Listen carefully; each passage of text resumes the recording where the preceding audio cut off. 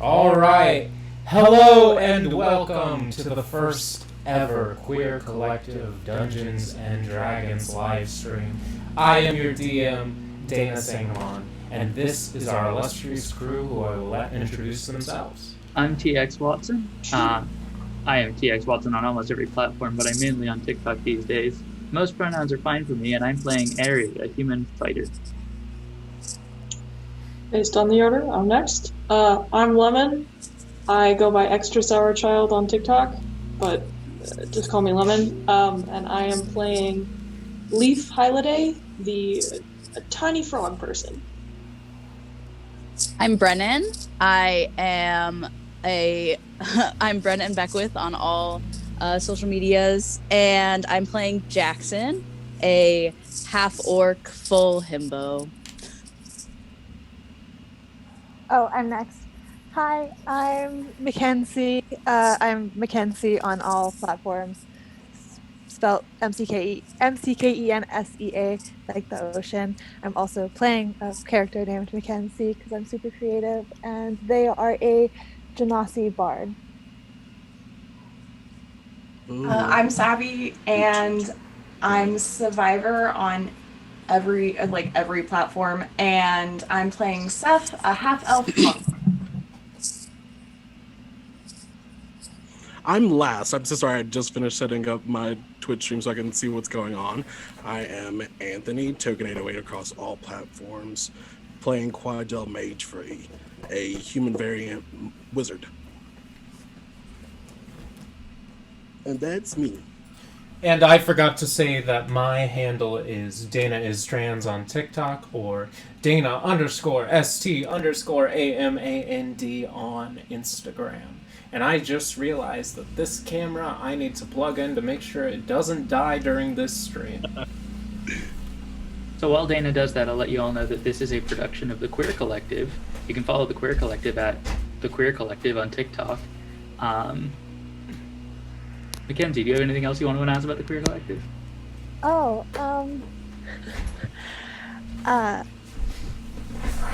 Thank you for watching. The Queer Collective does a lot of other things. We mostly produce a podcast which talks about some really great stuff.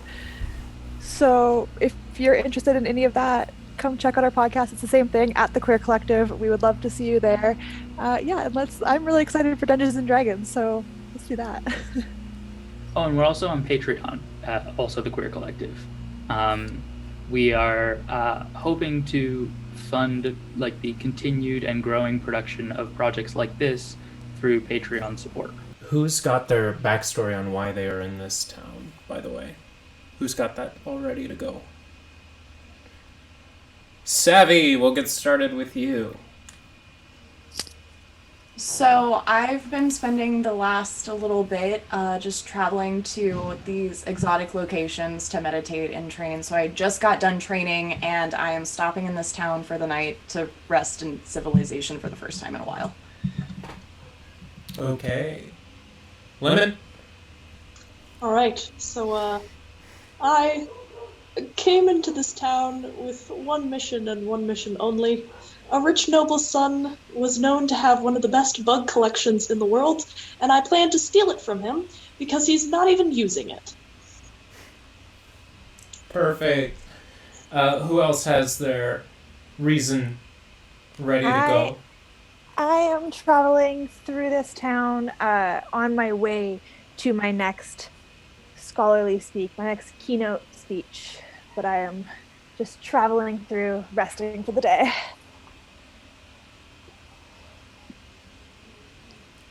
Brennen? Jackson is just here.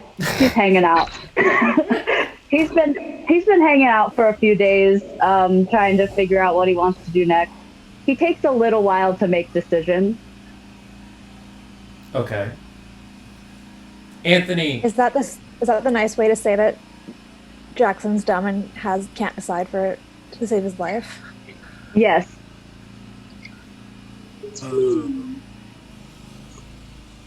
Gosh, I'm so sorry. I am almost done. Quadel has recently just gone to this town He travels from town to town.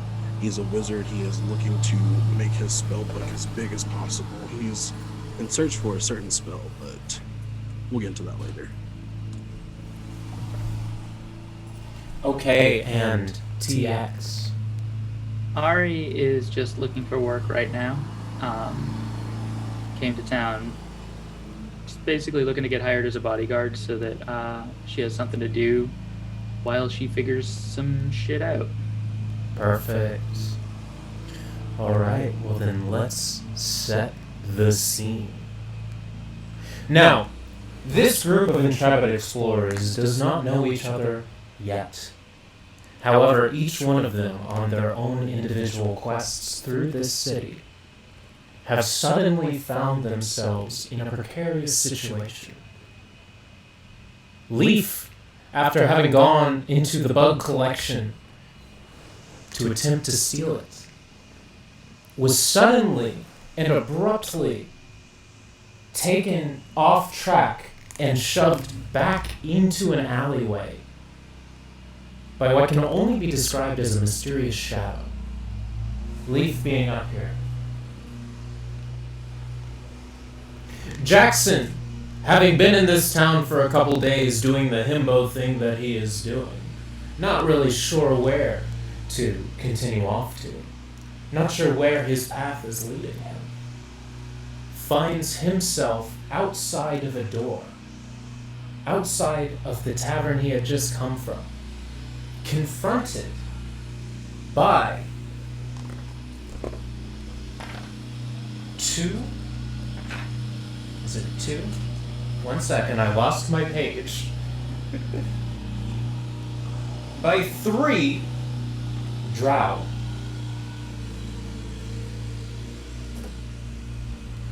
Stationed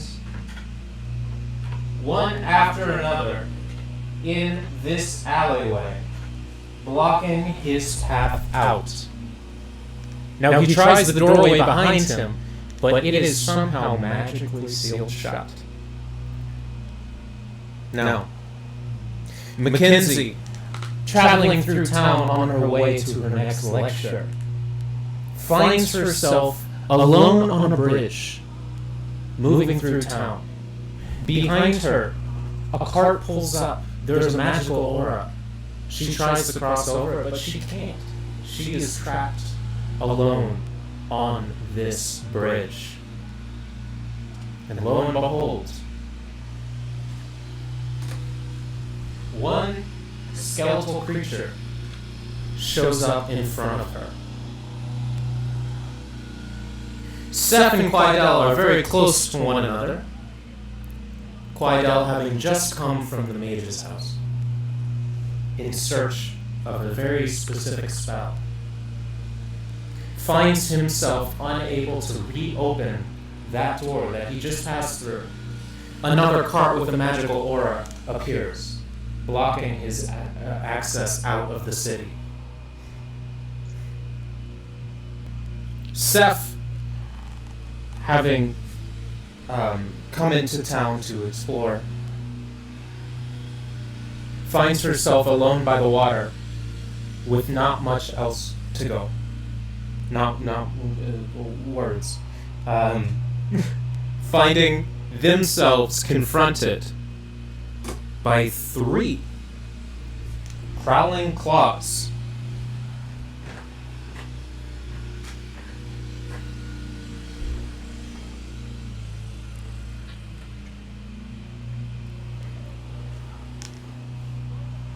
And Arei, looking for work, may find more than they bargained for. As in front of them in the main square stands one singular minotaur skeleton. Oops, I used an eye over there instead of 6. Welcome everybody to D&D Roll for Initiative.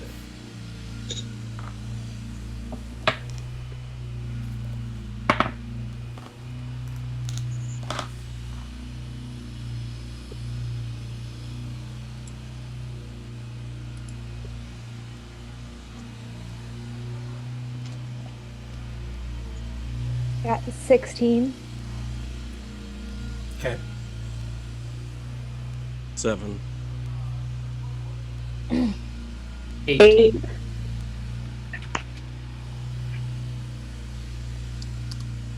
I got 18.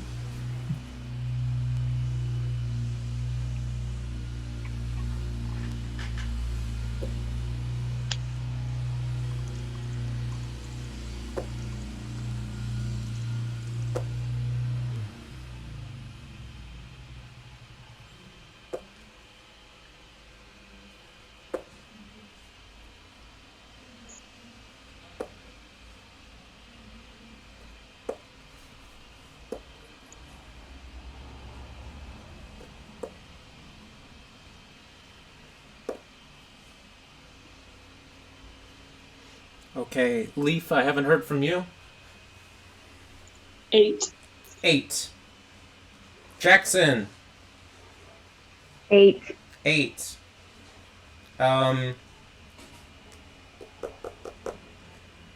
Arei. 8. Oh God. Can I get you 3 to reroll for me? 20. 20. 9. 9. 2. 2. Okay. Well. Alright, let me get my notes in order very quickly.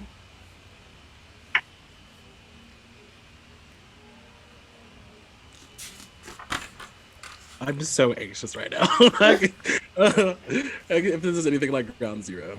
Talk So about excited. your experience while I get this situated. Talk about what's on your minds. Oh. Nothing, apparently. Nothing is on y'all's minds. I'm gonna Character-wise, say I'm Head marginally and- preoccupied by the Minotaur. There is nothing on Jackson's mind. There is never anything on Jackson's mind. This boy has rocks for brains. No think. I'm ready to figure out what this door is. Leif is slightly agitated because they planned out this whole epic way of stealing a blood collection and ended up just getting literally punted out of there. So they're trying to figure out another way, and currently does not have that much of a threat compared to everybody else. They're just vibing. Are you sure about that? Oh no, I shouldn't have said anything. No, I you shouldn't have said should anything. not have. I'm currently trying to figure out exactly what the monsters are in front of me. They are drow, which are medium humanoid, neutral evil. It is an elf creature, an elf assassin type creature. Oh, so they look Okay. human. They're humanoids, yeah. But their weapons are prepared. You know that, there's something going down. Something not too great happening. Okay, Arei, it is your turn to go first. Wait, how am I first? A bunch of people rolled way better than me. You rolled a You 20. rolled 20. Oh, I thought that was tie-breaking. No, Okay. I just had you reroll. Alright, I am going to...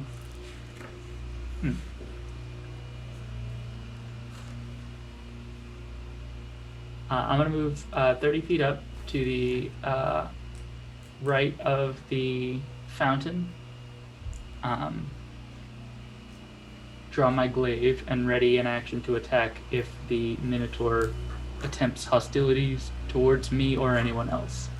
Okay.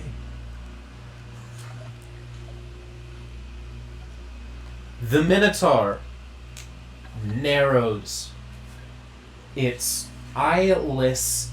it doesn't have eyes, okay, so it can't narrow anything. But, you can imagine on this skull, if it could narrow its eyes, it would be narrowed. One more square up. Huh? One more square up. So that it's in range.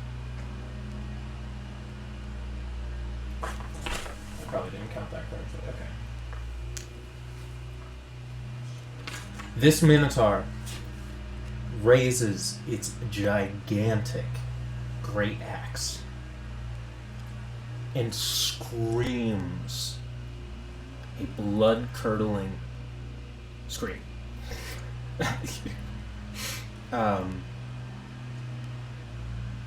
And begins its...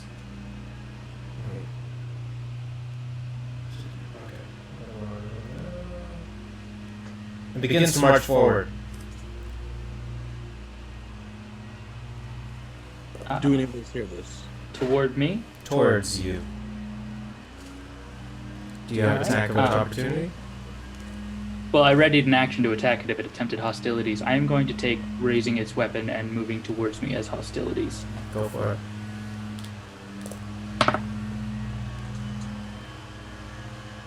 That is a 12. That hits. 11 damage. 11 damage. Perfect.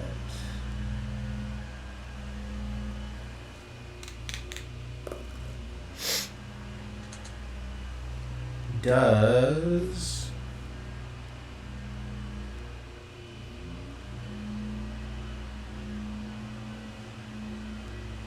Oh, because I have the Sentinel feat, it also doesn't get its movement, so it stays 5 feet back from me. Okay. Well then, never mind. Seph! Can I see which direction the claw marks are going? The one nearest you has spotted you and is facing you. You cannot necessarily see around the corner to around where Quidel is with those two. Oh, and one thing I should have mentioned prior to us beginning, since I don't have enough of these rooftop tiles, any of these wooden sections that look like wooden cross flooring, please assume that those are rooftop tiles. Does that make sense? Yeah. Okay. Okay, so I'm gonna move 30 feet towards the claw marks.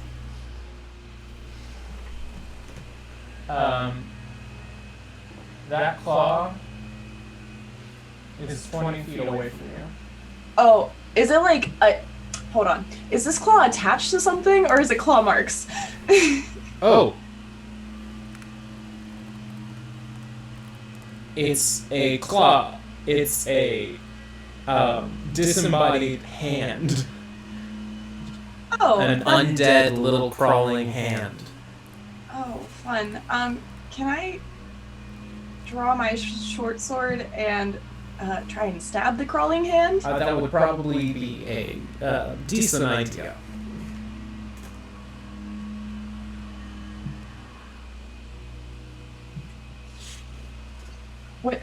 Which one do I roll for that? I'm sorry. Roll a d20. 19. Was that a natural 19? You need to... I mean, that hits anyway, but... Yeah, it was natural. Okay. You'll need to... What type of weapon do you have? Short sword. It's a short sword. What kind of damage does a short sword do?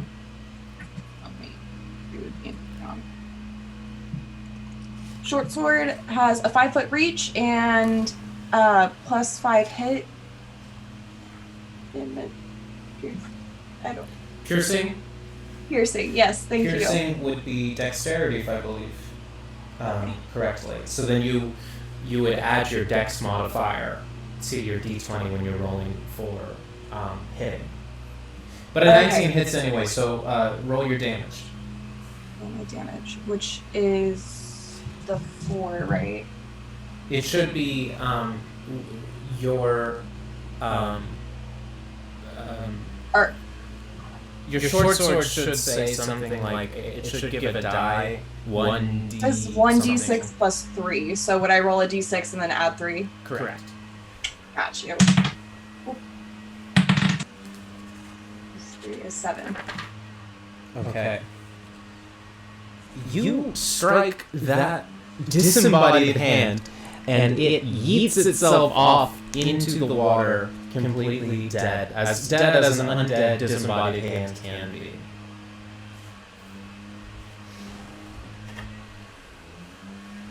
I guess I'm gonna end there. Okay. Good.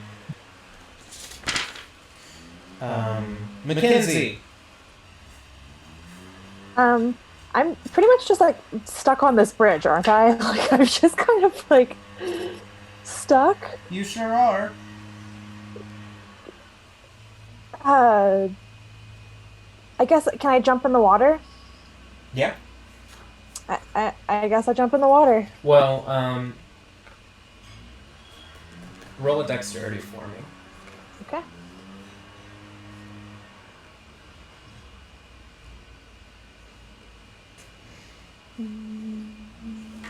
Sorry. 0. What? It's 0. How? Oh, a natural 1 minus my 1 is Oh, good. 0. So, the water-dwelling creature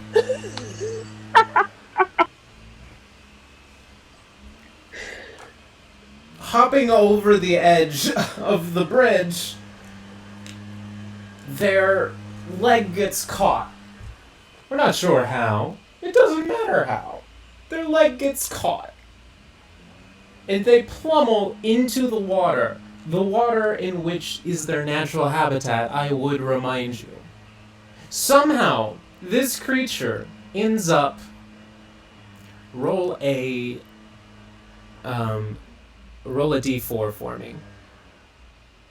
D4, okay.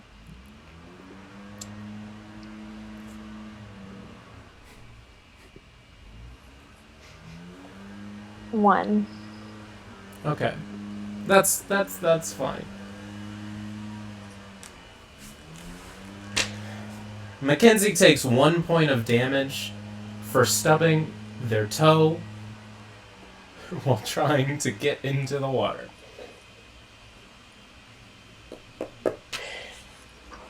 How far... No, you know what? I'm not even going to let you move after that. Aww. I'm just like bobbing in the water. Mm-hmm. Leif, what is your passive perception? My passive perception is 19. Oh. Well, as you are backed into this alleyway corner, you suddenly feel the presence of something not quite savory. The same presence that was in the room with the bug collection. Under your passive perception, you turn around and spy what has been chasing you down, what has backed you into this corner.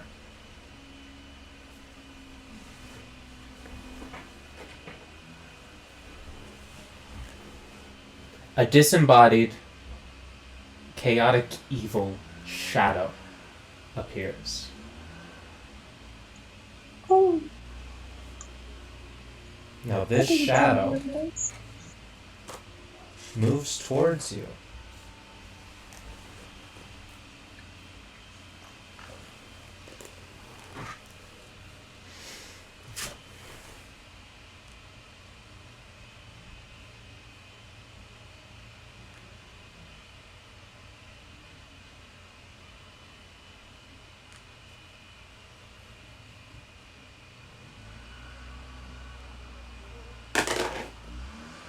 What's your AC? my AC is 14. This shadow lunges for you But you, being the quick and noble little frog that you are, nimble little frog that you are, hop out of its way before it can strike you. You are safe for now.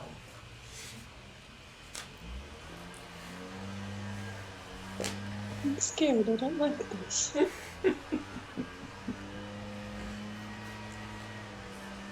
Mckensea, the skeleton that was blocking your way, saw you, yeet yourself off the goddamn bridge. But still ends up following in your footsteps, in your wake, so to speak. Now,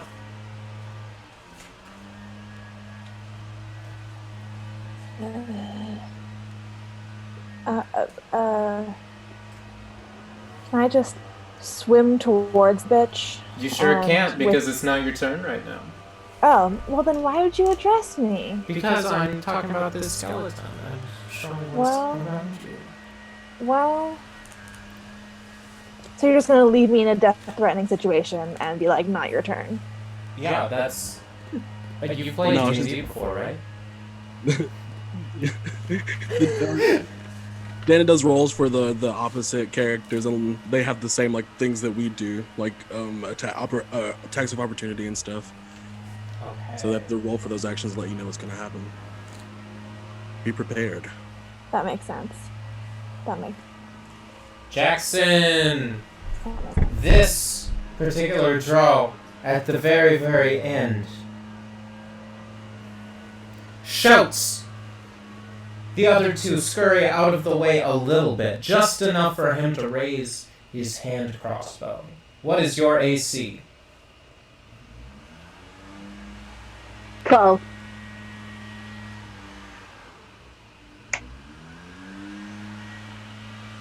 Give me a Constitution saving throw. What is that? Roll a d20 and add your saving throw Constitution modifier. Okay. 13? Okay, alright. This drow fires their hand crossbow at you. It strikes you in the shoulder, dealing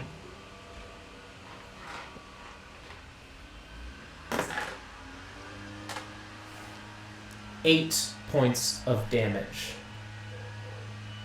Stop. You feel a sting. Look down. What is your roll a wisdom check for me?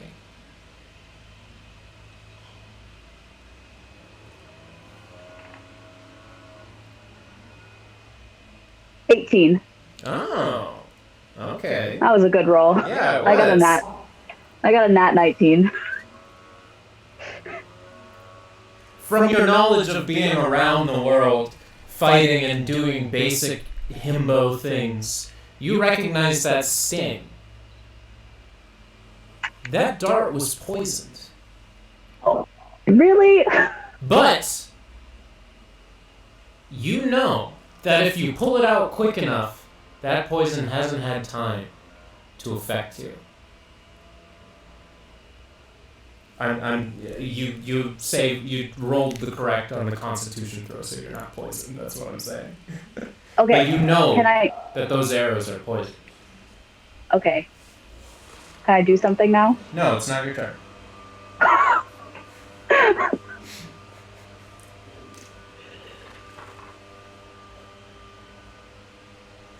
Next is this claw next to Quidel.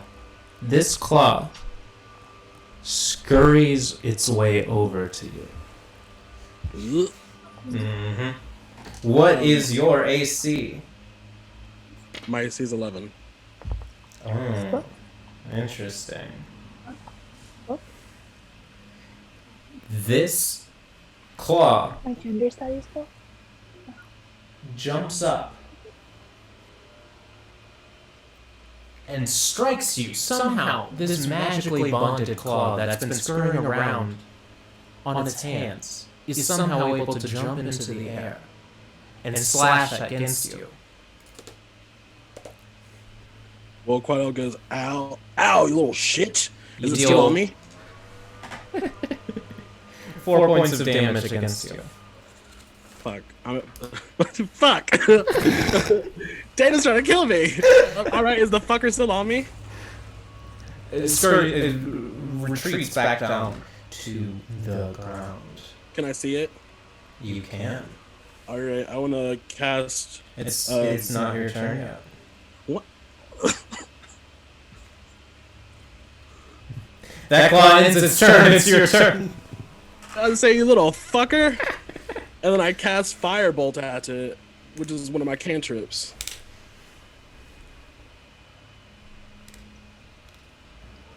Yeah, it's one of my cantrips.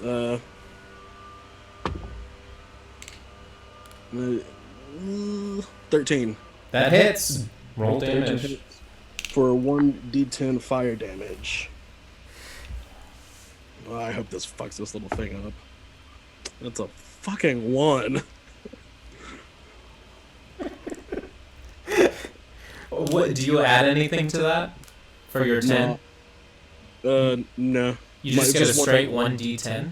1d10. Oh, okay. Well, this undead little claw with a major scorch mark on it is bloodied. As much as an undead claw can be. I grip whatever part of me that it attacked and I yell for help if there's anyone nearby. Because that took me down to like half of my hit points. Jackson!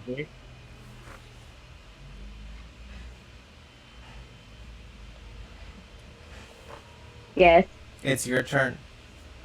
All right. So I'm going to take the poison arrow out, kind of throw it to the side. Jackson goes, so I imagine you don't want to talk. I'm Jackson. I really don't want to hurt you, but I feel like I'm going to have to. But before I do, I'd really like to know your name, but it's okay if you don't want to introduce yourself. It's fine. And he's going to pick up his, he's like, he has his warhammer, and he's going to swing it at them. How far away are they? Right now, you are not in range. You need to move closer. Oh, they okay. are 10 feet away so from I'm you. going to move.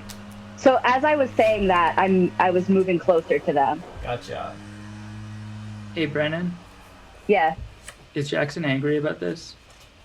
Yeah, I was thinking about because of the arrow, I'm going to go into a rage. Okay. Now remind me what your rage does. So rage, I gain advantage on STR checks and saving throws, and 2+ melee damage with STR weapons. Okay. So with my warhammer.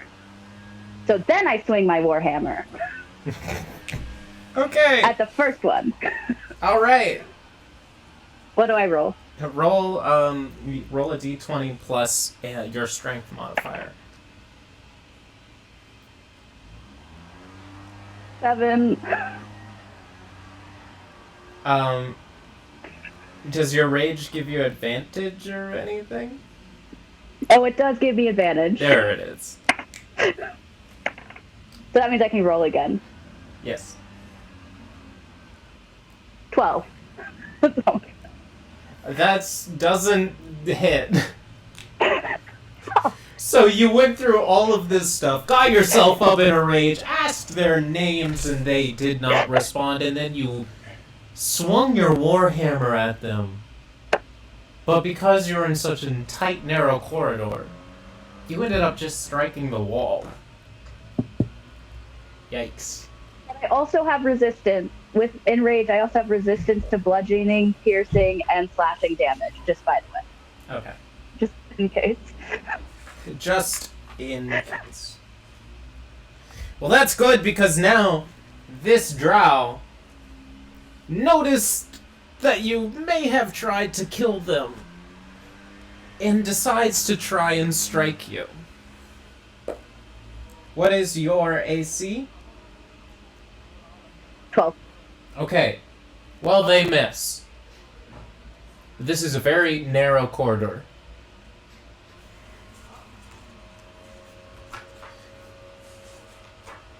Drow 3 doesn't really know what to do. They've seen the drow behind them strike you with an arrow. The drow in front of them try to strike you. They're still just kind of confused about the whole asking their name situation, so they're not going to do anything. Leif, it's your turn. Oh boy. Alright, so there's a creepy shadow, and I don't like it. And I am not a magic frog. So, being the logical amphibian that I am going to take out my short swords and go and hopefully make it go away. Okay!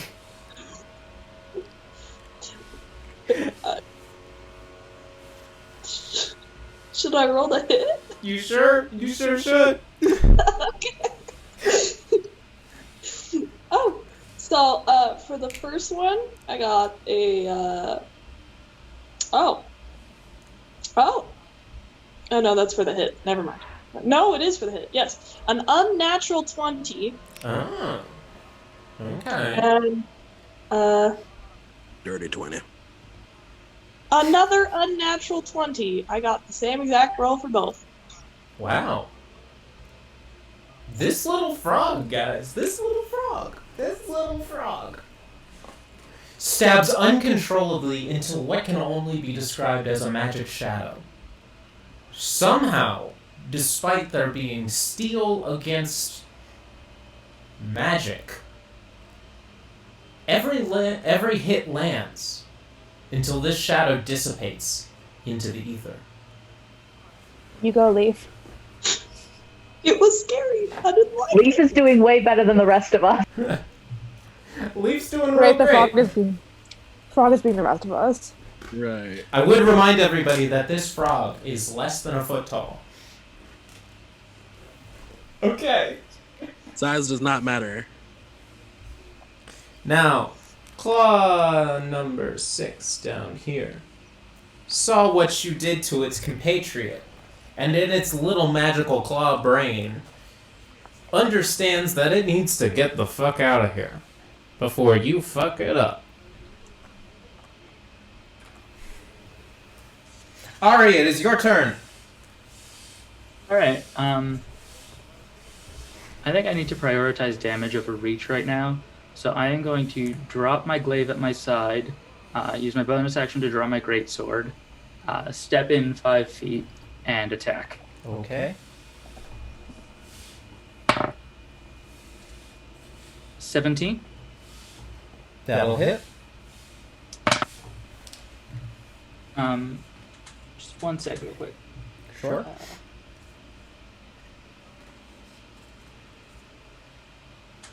Okay, yes. 12 damage. 16 damage. 16 damage. I was just double checking. I have great weapon fighting, so I get to reroll 1s and 2s. I was double checking to make sure that I was right about it including 2s. Perfect. The Minotaur lets out a shriek in pain before bringing its great axe down to you. What is your AC? 16. This Minotaur hits you.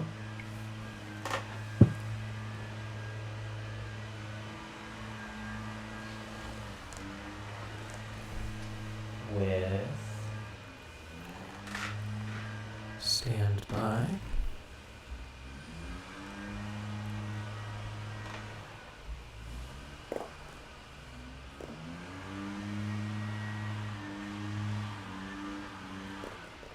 Seven points of damage.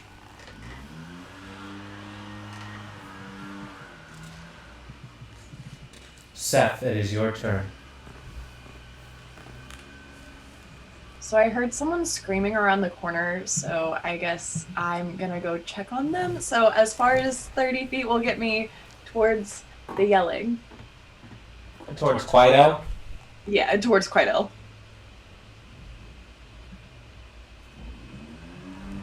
Okay.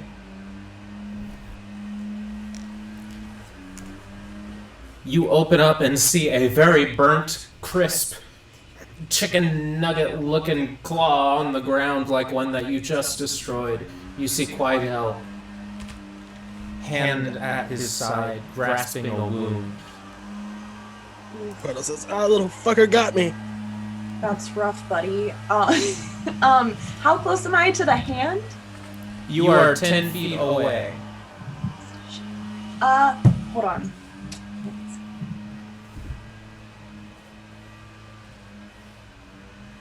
Ooh.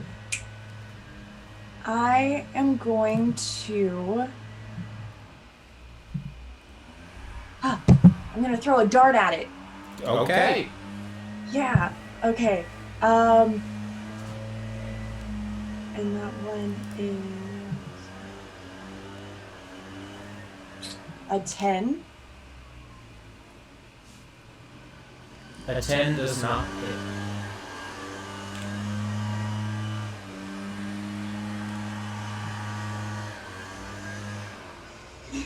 Is that? I think that's the end of my turn I think because that's your I have turn. nothing else I can help with right now. Mckensea, it is your turn. Alright, Mckensea needs to swallow her grapes. Okay. Mckensea wants to swim slowly towards the skeleton, dragging out their dagger into their hand. Not aggressively, more curiously. Curiously? That's the best one for. Do you want to be within range or not? Yes, I want to be within. I want to be 10 feet back. Okay. Do you want to do anything? Do you want to perceive this skeleton in any way? Yeah, do I investigate the skeleton? What do I do? You can, I'll have you roll, since you're a little farther back, I'll have you roll a perception. Okay.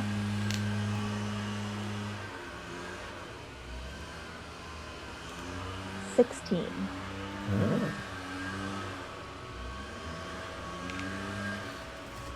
This skeleton appears to have been an old battle skeleton. An old warrior, crippled in battle. You see bits of flesh hanging off of them. Rotted. The smell of rot wafts over the water towards you.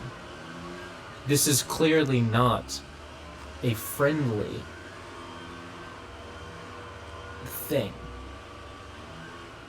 It snarls at you, noticing, and raises its decaying sword to you.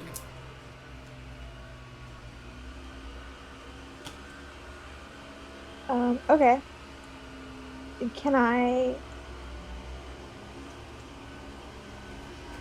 If you're not going to get out and attack, you can ready an action. Like, for your next turn, you can, like, be ready to attack it with your short sword or your sword or whatever. I was wondering if I could use shape water to, like, kind of just, like, dump water on this person to piss him off, or to push him back at all, this skeleton, to just, Sure. you know. And I have 30 feet of range on it, so I would like to try and move him back a little bit, so at least I give myself space to get out of the water before being attacked, kind of thing. Okay.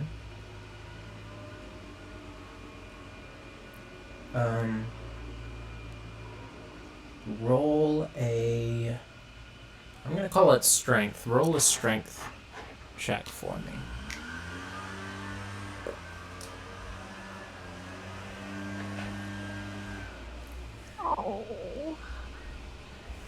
Oh, 7. That's Okay. a 1. It's a 7. Now roll 1d6 for me. 1, 2, where are you? D6. 4. 4. Okay.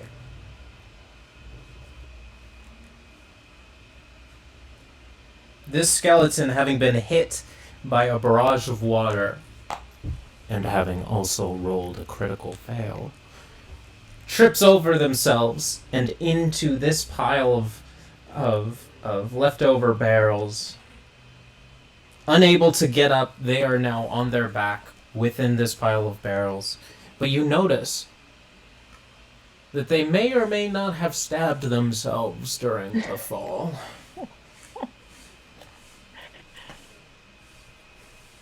That skeleton furiously attempts to get back up.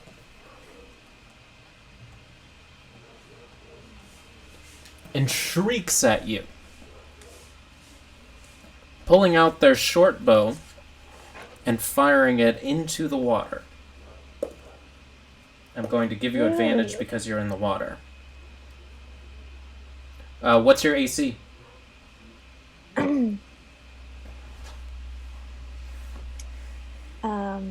I'm sorry. Where do I find my AC? Armor At the class? top of your character sheet. Yes, Is yeah, that your what it armor was? class. 10. 10. Through the kerfuffle of getting back up and pulling out their short bow, they fire an arrow completely over your head into the water behind you.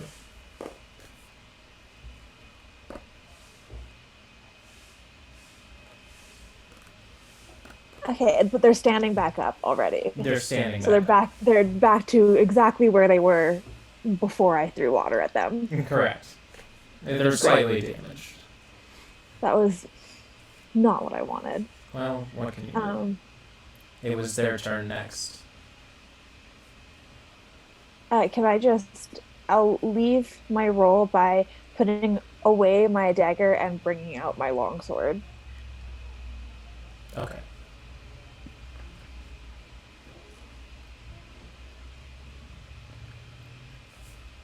Jackson, this drow number 2 fires his crossbow at you once more.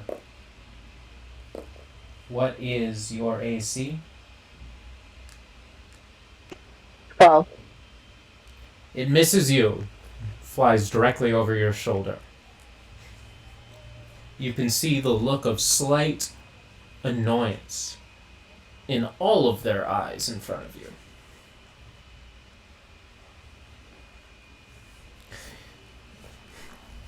Quidel, this claw, having been burnt and bruised and bloodied from you, turns to see Seph round the corner. In a rage, the claw furiously scurries over to Seph and strikes. Oh, do I have an action before it strikes, or it strikes? It's its turn. It's its turn. Okay. But if you want to perform a attack of opportunity, you are more than welcome to. Yeah, I want to. That's what I wanted to do. It's an attack of opportunity. Go for it.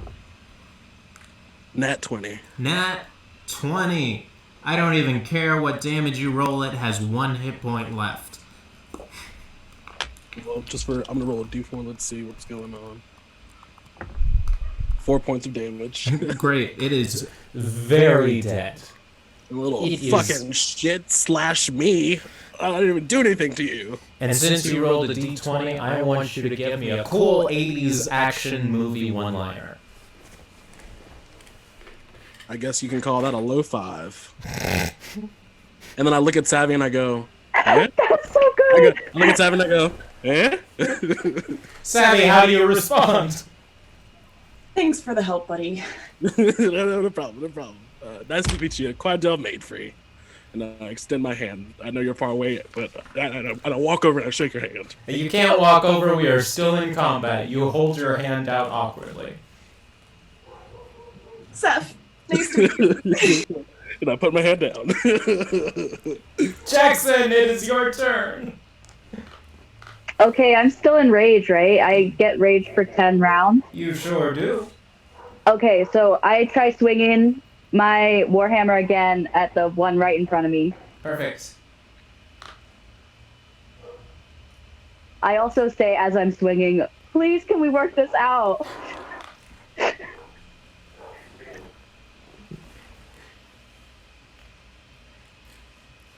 Do I roll? Yes. What do I roll? You roll a Strength. d20 plus your strength modifier. 18. 18, that will most definitely hit. Give me your damage.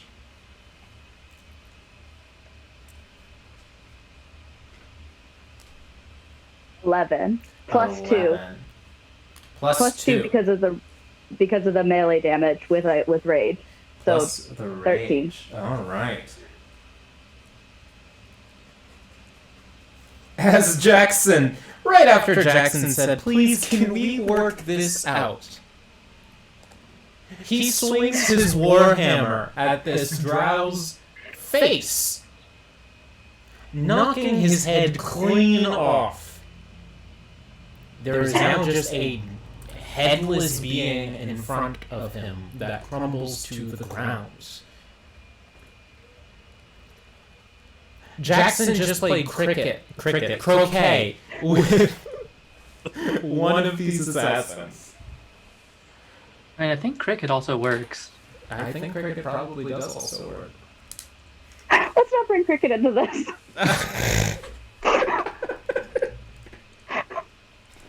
For reference, for those watching, cricket is a individual that Brennen has a history with.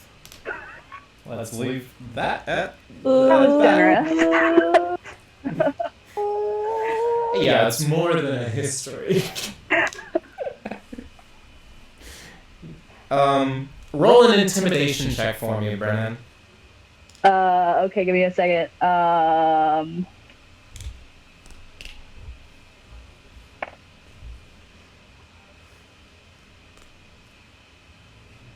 8. Okay.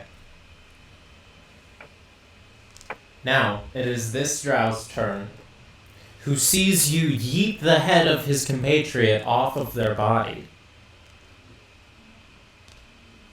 but somehow is not intimidated by that and moves forward, ready to strike you. It's probably how nice I'm being about it. However, this drow trips over the body of his fallen ally, and it is now on the ground in front of you. Leif, it is your turn. This is the saddest possible end to the Three Stooges. No, I unmuted myself. I didn't want anybody to hear my wheezing. No. Back on track. Jackson was the greatest stooge all along.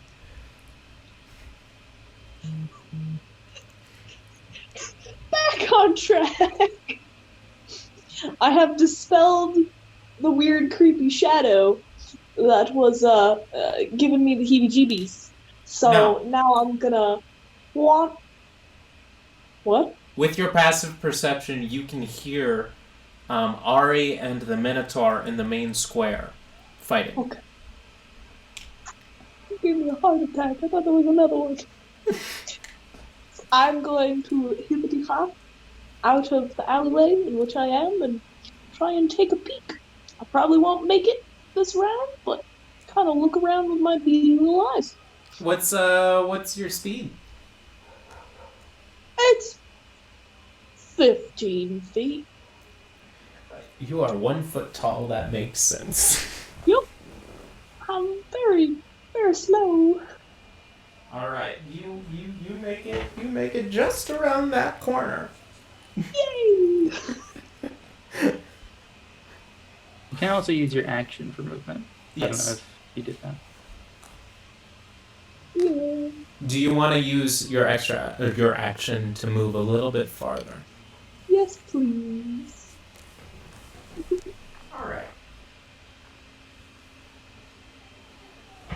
On opening this up, you can see, from your vantage point, you can see Mckensea and the skeleton glaring at each other in a very, very, very weird, in what looks like just the worst romantic novel cover you've seen in a while.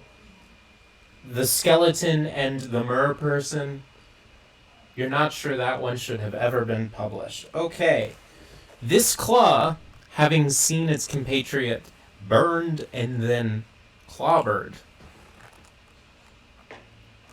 vanishes into thin air. Arei, it is your turn. All right. First, I'm going to use my action to stab the Minotaur again. Do it.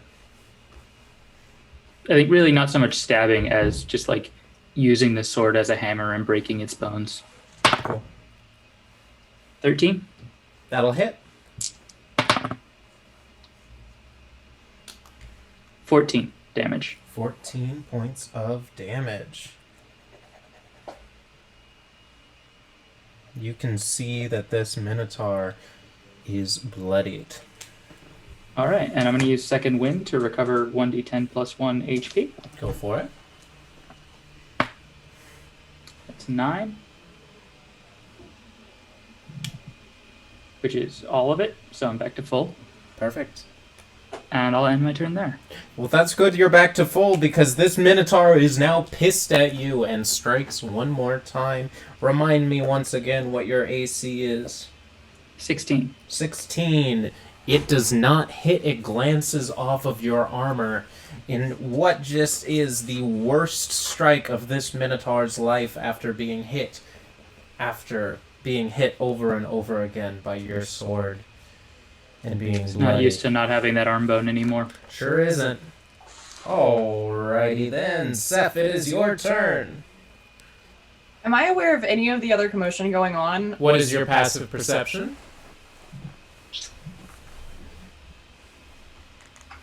12. 12. Yes, you can hear the Minotaur scream out in fury at its missed strike.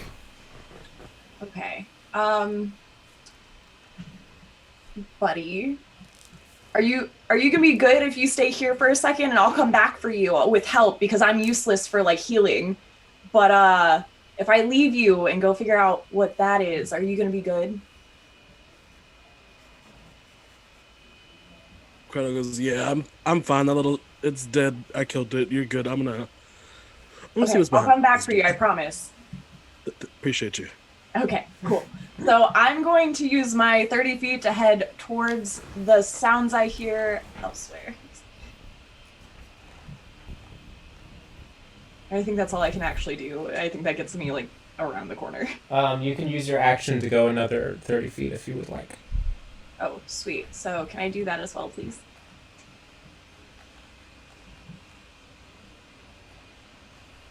From your vantage point, you can see. You cannot see Arei, but you can see the Minotaur. And from behind the bridge, you can see just the top of the skeleton. You cannot see Mckensea in the water below. That's it for me. Jackson, this drow here attempts once again to hit you with its crossbow. I'm not even going to ask your AC because it misses. It sees that you yeeted the head of one of its compatriots off, and then the other one tripped over the body of that of that person, and now he just blindly fired and missed. So you are safe for now. Let me see, where am I? Mckensea.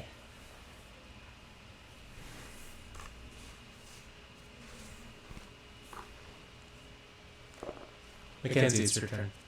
Oh. I thought you were just gonna tell me more shit. No. I was waiting for. I was waiting. Okay, so since the skeleton just fell over and made a fool of itself, I'm gonna cast a vicious mockery onto it. Go for it. I tell this skeleton that it is pitiful and that I almost feel sorry for it because it is an embarrassment to have to be such an uncoordinated piece of garbage. And that they should just kind of give up and hopefully leave me alone and just leave everyone else alone for that matter. Roll to hit. But I think, was it save? Oh, yes, it is a saving throw. What is it saving throw against? 12. What ability? What ability? Oh, It should say that the enemy has to make a saving throw against something. So you click the spell and the spell will tell you.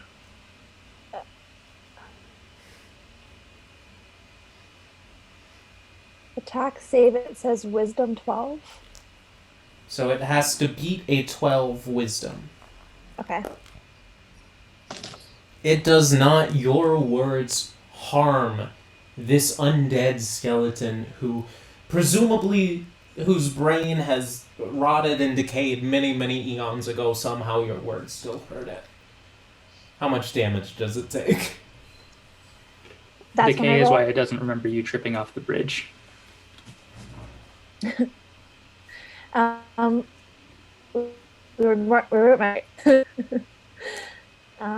rolled a 1 for damage. So it does a 1. The words hurt more emotionally than it does physically. Gosh darn it. Mckensea, you need to get new dice.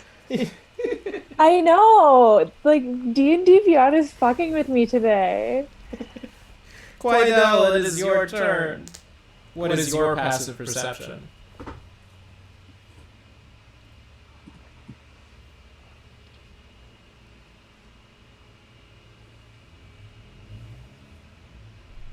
Quidel, you are muted. I was playing in character. My passive perception is 10. Your passive perception is 10, so you cannot hear what is happening in the square, but you see that Seph, you see and hear what Seph has told you and ran around the corner. Alrighty. What was I doing beforehand? Being attacked. Well, I mean, before the attack, and you said I was trying to get into this door that I just left out of? You had just left out of this. The mage was not home, so you decided to go off and do something else. You left, but having seen the claws in front of you, you tried the door again, and it was magically sealed. Oof.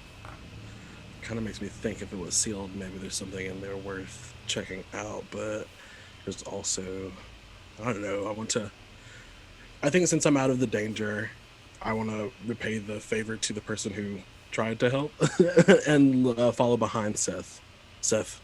Okay, what's your speed? 30 feet. Would you like to use your bonus action? Or just your action, rather? If I use my bonus action... To move an additional 30 feet. Yeah, I'll use my bonus action to move an additional 30. Okay. I'm going to follow behind, but not like too close. Actually, I'll follow behind, yeah. You're about 15 feet away from Seph. I call out and say, you know what, I want to see what's going on. And I follow behind. Okay. Jackson, it is your turn. There is a drow on the ground in front of you. There is a drow that just shot another crossbow bolt at you, but missed. What are you doing? So kind of reflexively, as I watch the drow fall in front of me, I say, "Oh, are you okay? Are you okay? Do you need help?" But But also in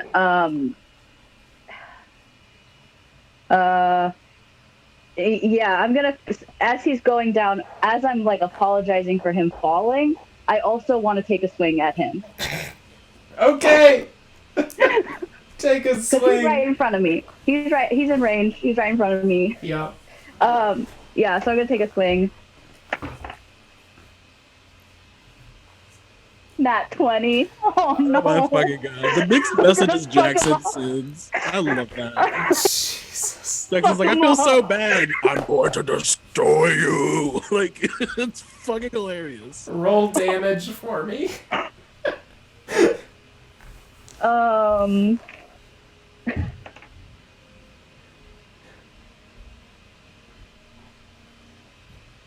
13. 13 damage.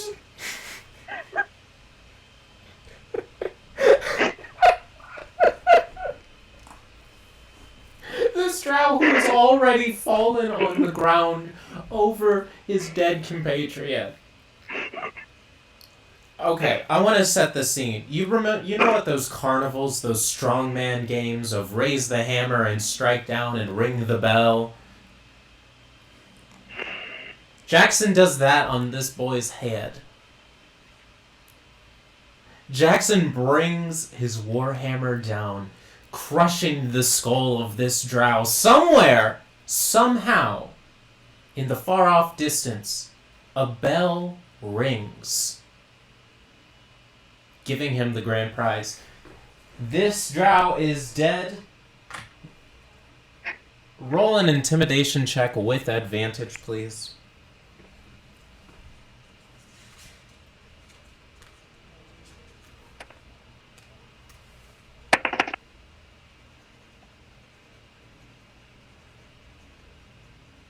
$14. 14. Yeah, alright. This drow, it says, fuck it, and runs. And is no longer an issue. God. Can I do anything else? You still have your move actions if you would like. Okay, so I'm gonna move where they were blocking me. I'm gonna move forward as much as I can to get out of this little alleyway. What's your speed? Little 30. 30. You're not quite out of the woods, or out of the alleyway just yet. What is your passive perception? 8. 8. You do not know what's going on outside of here. All you know is that you were attacked coming out of a door, and you tried to make some friends, but ended up bashing a couple heads in instead. Ain't that just the way? Isn't that? Yeah. Mm-hmm. Leif, it is your turn.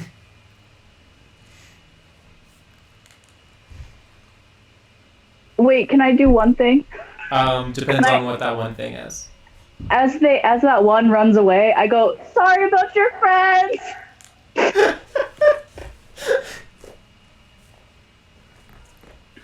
have to take a second for emotional recovery from Okay. that. Okay. This turn order is perfect. Jackson, after you Yes. scream that after this drow, somehow that intimidates them more. And so they start to run a little bit faster.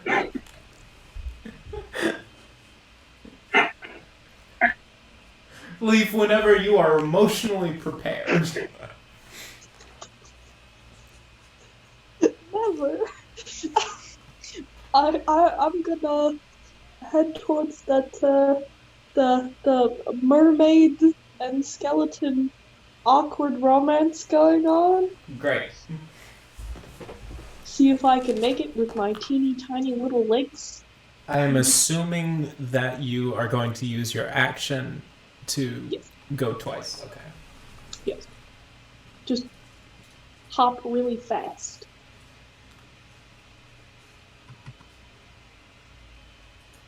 Okay. Maybe wait a little bit. I am feeling hot. Arei, it is your turn. All right. Well, not much to do apart from break some more of the Minotaur's bones. Go for it. 24. That will most definitely hit. 13 damage. 13 damage. This Minotaur is not having a good day.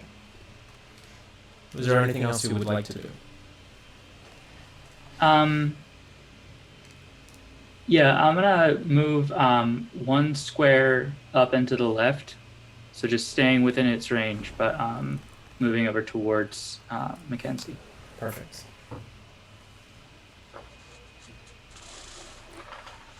The Minotaur attempts to strike you once again. What is your AC? 16. This Minotaur just cannot hit you today. There's blood in its eyes or something. Because your armor, or either that or your armor is incredible. Because this great axe comes down and glances off of your armor once again. But we did already establish that it doesn't have eyes, so that might be part of the problem. Yeah, probably. There is some strange magical element keeping this undead Minotaur alive, so the presumption is that there's something giving it sight. But it's clearly not working well. Seph.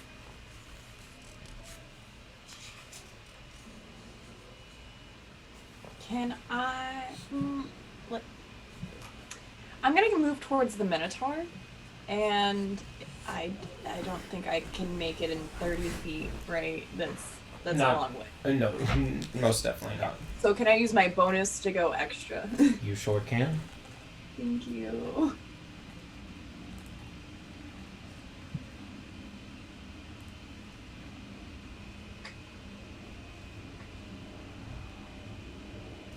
Okay.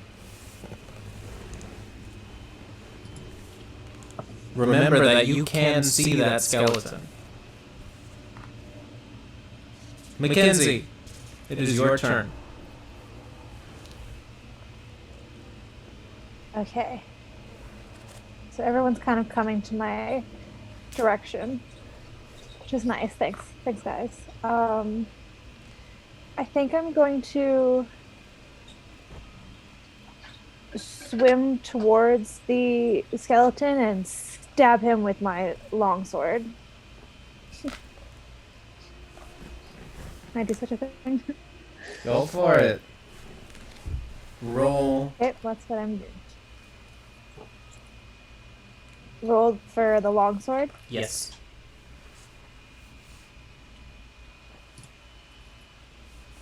Uh, 17. That will most definitely hit. Roll damage. Okay.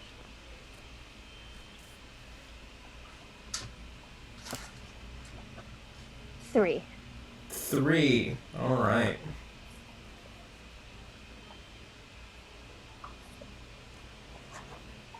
This skeleton is not looking so hot, but is still standing. How is this bitch still standing? I have made fun of it. I have stabbed it. I have pushed it over with water, and it is just still being a bitch.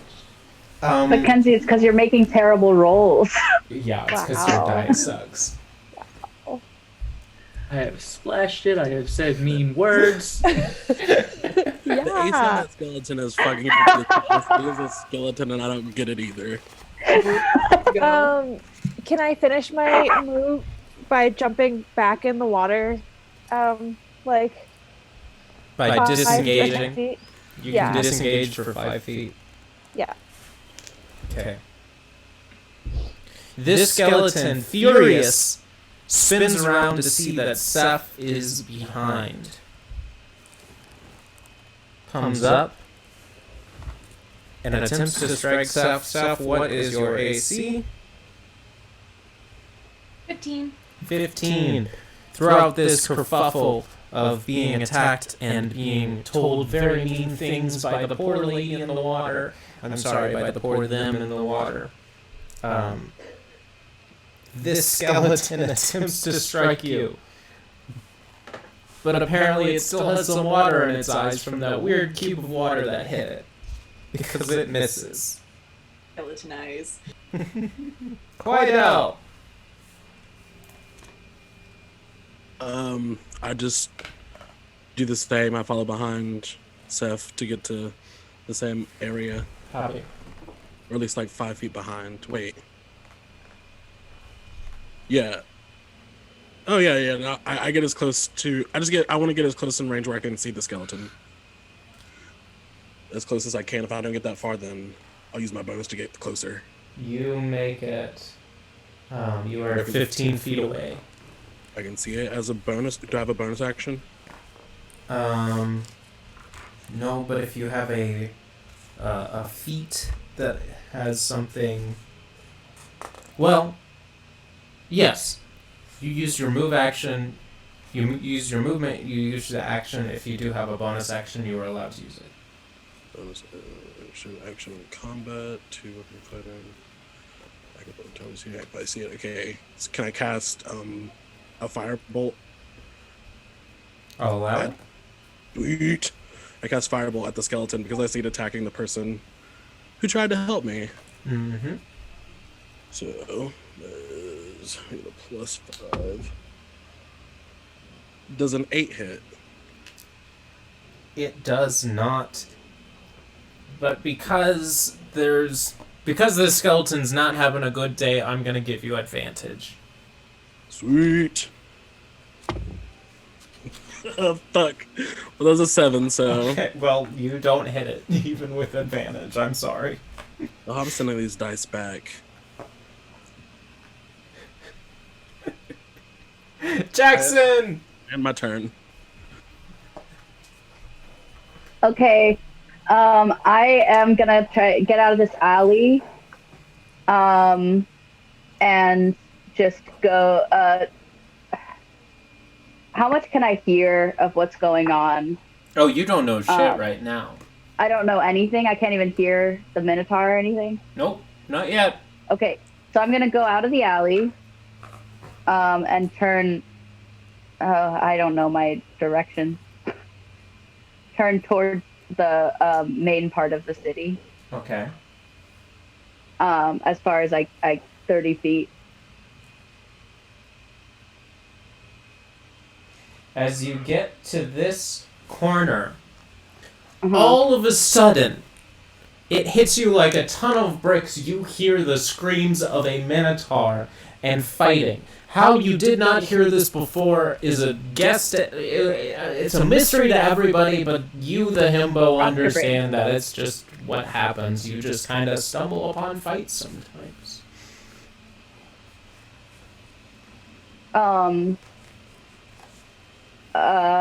Do I have anything else to... Can I move farther? Nope. Okay. Then I guess I don't do anything. I guess I just hang out. Great, Leif, it is your turn. Oh wait, I'm sorry, I'm gonna interrupt. Jackson, from your point of view, you see a frog leaping and bounding around. So you don't notice the Minotaur, the frog is distracting. Yes. Roll a No, what's your passive intelligence? Not good, I can tell you that. It's 7. Great. Well, you think it's a run-of-the-mill frog. You just think there's a frog in the city. So I go, doggy. Leif, it is your turn.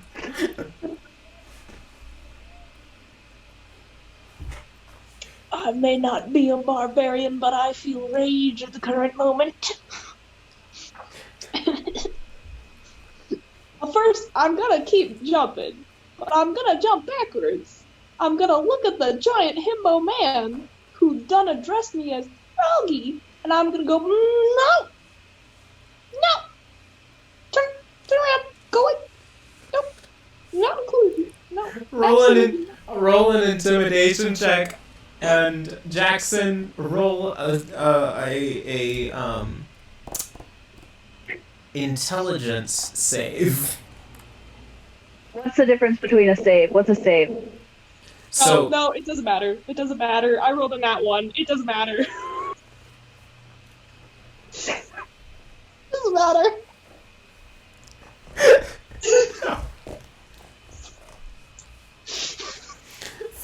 Somehow Jackson is not taken aback at all that this run-of-the-mill frog just spoke to him, and still considers it a run-of-the-mill frog, much to the chagrin of Leif. That's about all that happens. Can I say something? Yes, have a small dialogue.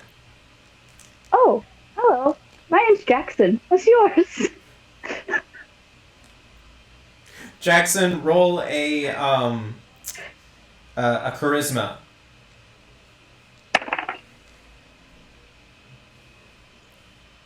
Seven.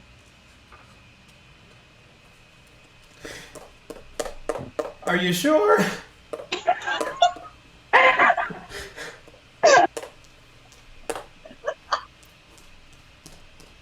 Are you sure about that?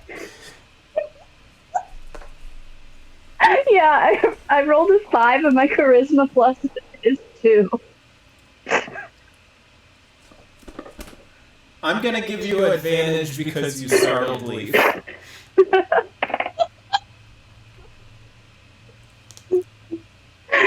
the same. It's the same. Yo! I'm trying to help you! The most uncoordinated, the socially awkward group of fucking adventurers right now. Alright, Leif, you're not impressed by him saying that his name is Jackson. How do you respond? My name is Leif. Congratulations. I'm glad you can pronounce your own name. Now I'm gonna go kill something. Bye. Can I come? You can walk faster, so I can't really stop you. Okay. Alright, Leif, do you move closer to the battle at all? Yes. Okay. I would like to.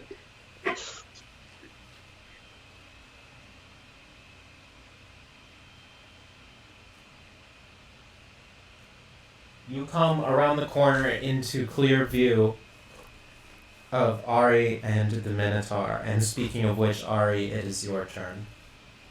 Alright, well, I think you know the routine by now. I sure do. 23. That sure hits.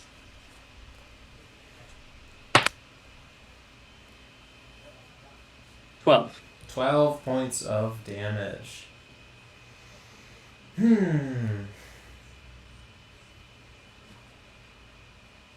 This Minotaur is not doing so well.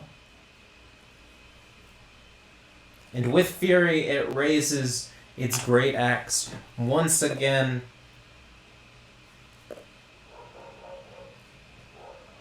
Brings it down and finally hits you.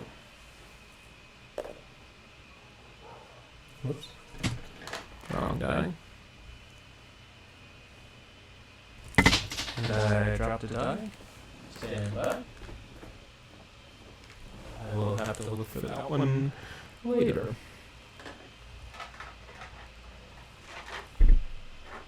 Oh,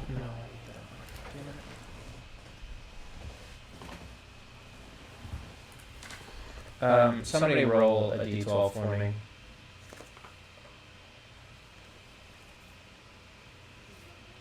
Nine. Roll it again. I also dropped. Oh my god. 5. 5.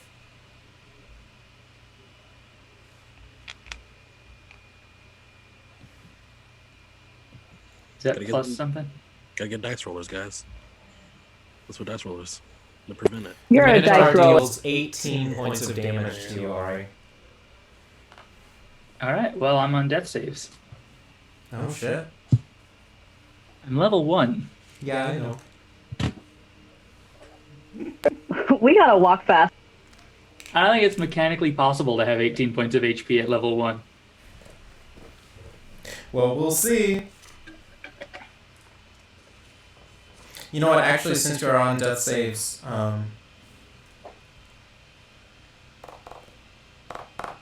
what's your full HP? 12. 12? I'm gonna give it to you. I'm just gonna say they deal 11 points of damage. Oh, come on. Oh, you want to be on Whoever death hits it saves? next is gonna... Yeah, it's fine. Alright, you're on death saves. It's not gonna last 4 more rounds. I know, but, you know, I want to make the first game fun. By killing all of us. By killing everybody. By only killing people who are okay with their characters dying in the first game. Yeah. By separating all of us and killing us all off one by one. That was Dana's plan. Yes, 100%. So Are you far, my gonna plan has been foiled. Know you at all. We'll just walk and be like, I have no idea who this person is. What do we do about this body? This body is laying here quivering. Seph, it is your turn. So, I'm gonna take my short sword and... Am I, like, within range of the skeleton? You sure are. Okay, cool. I'm gonna stab the skeleton. Stab it!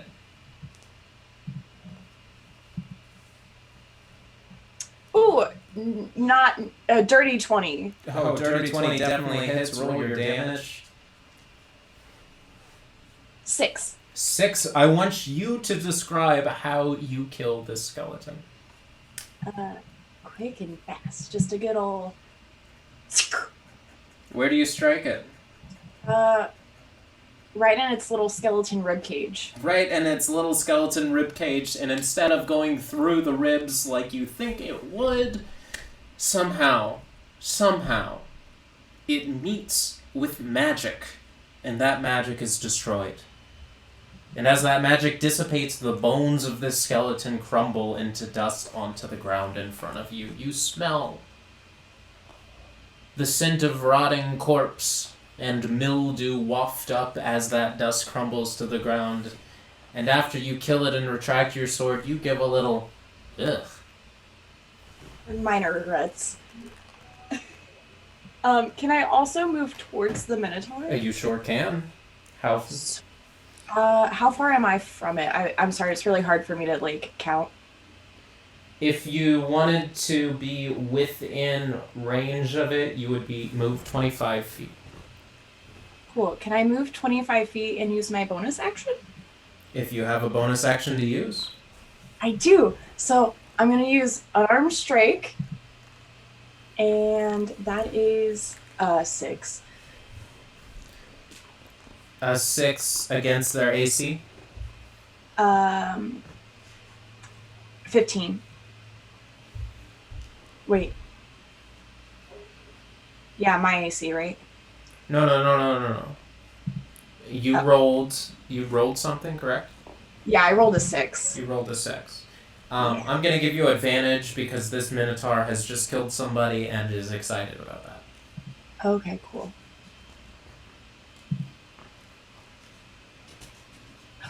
A dirty 20. A dirty 20, that definitely hits. How much damage are you dealing to this Minotaur? 4. You're dealing 4 damage. It is still standing, but that is a good solid whack against one of its legs. Okay, I'm done. Look at you, Seph.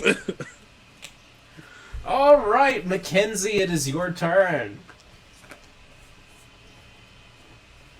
I mean, I'm just in the water alone at this point, so I guess I get out of the water. Where are you Turn going? myself off a bit. You can see the Minotaur and everything. Are you going towards that?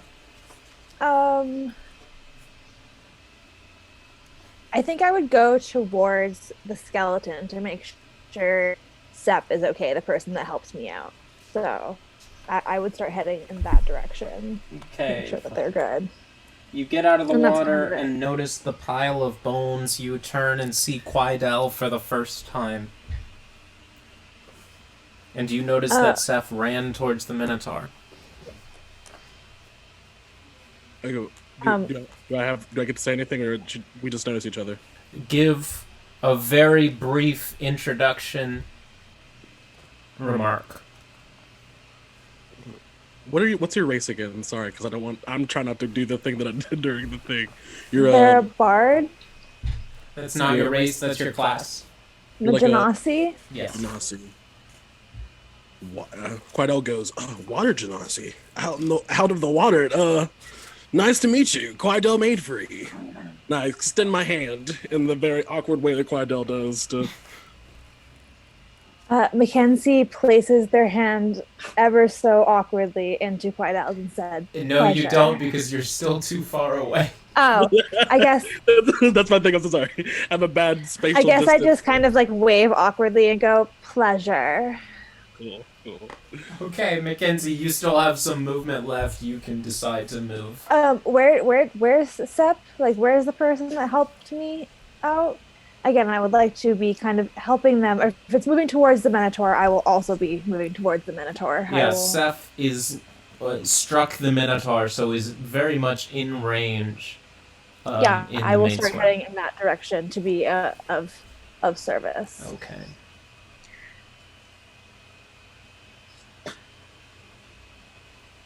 You're not quite there, but if you've got ranged attacks, you could probably use them. Oh, I mean, I was saving my like bigger spells for if we needed Since this is the first real round, Mckensea, I will tell you, this is the big boss of this encounter. Okay. Then I guess I would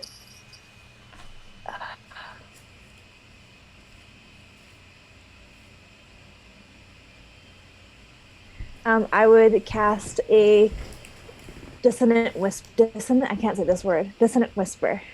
at the Minotaur. Okay. What does that do? Hold on, I read to you. A whisper of a dissonant melody that only one creature of your choice within range can hear, wrecking it with terrible pain. The target must make a wisdom saving throw. Wisdom saving. What is it trying to beat? 12. It does not beat it. I'm rolling for damage, right? Mm-hmm. Whoa. 13. 13 points of damage. The Minotaur flings its head back in agony. Somehow, this rotted corpse, whose brain is supposedly disintegrated as well, it shouldn't have a brain, it shouldn't do this, but it flings its head back in agony and screams into the air until the magic inside of this body dissipates into the ether. And that Minotaur is left holding its great axe, its bones stiff and standing up. The Minotaur is dead. Yes! We are now no Y'all didn't even longer... need Jackson. We are now no longer in our encounter portion. Move freely and be merry and interact with one another and meet your party. Can we stay in turn order long enough for somebody to stabilize me? Oh, yes we can, I forgot. Yeah, same. Actually, same. I have no heat. You're not dying. You're not dying, Jackson. I got 6 HP though. I got 6 HP. 0. I'm still alive. Nobody cares about you. Arei dying. Does anyone have any? That's me. Yes, I can cast a. Whoa. It's Quidel's turn, if we're staying in order. Quidel runs up to the party, where the Minotaur just died, and makes a quip to Seph. Says thank you to Seph. Okay, Quidel goes, thank you, Seph. Thank you, Seph. That's your name. Thank you so much for your help. I saw the bone thing, and I just wanted to say, I guess you found the wishbone. Eh? I do it again, like just a shitty joke, and I'm just like, no? Okay. This guy's on the ground. Does anybody have healing magic?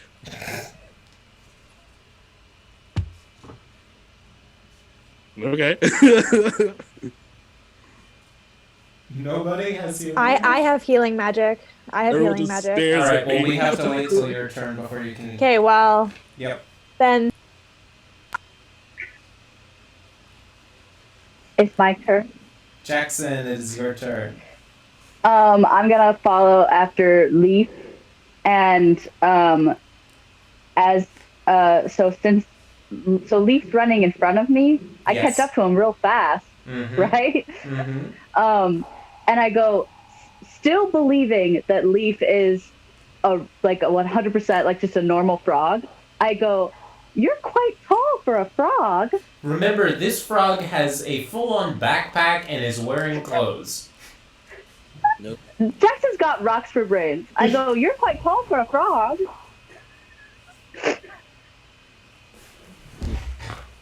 I'm not a frog, actually. You probably haven't seen me before because I'm not from around here. But then again, I've never seen a giant creature like you, especially one that can't identify other creatures correctly. So, it's very nice to meet you. Jackson, roll an intelligence, please. 13. Oh, it finally sticks in your mind that maybe this is not a normal frog.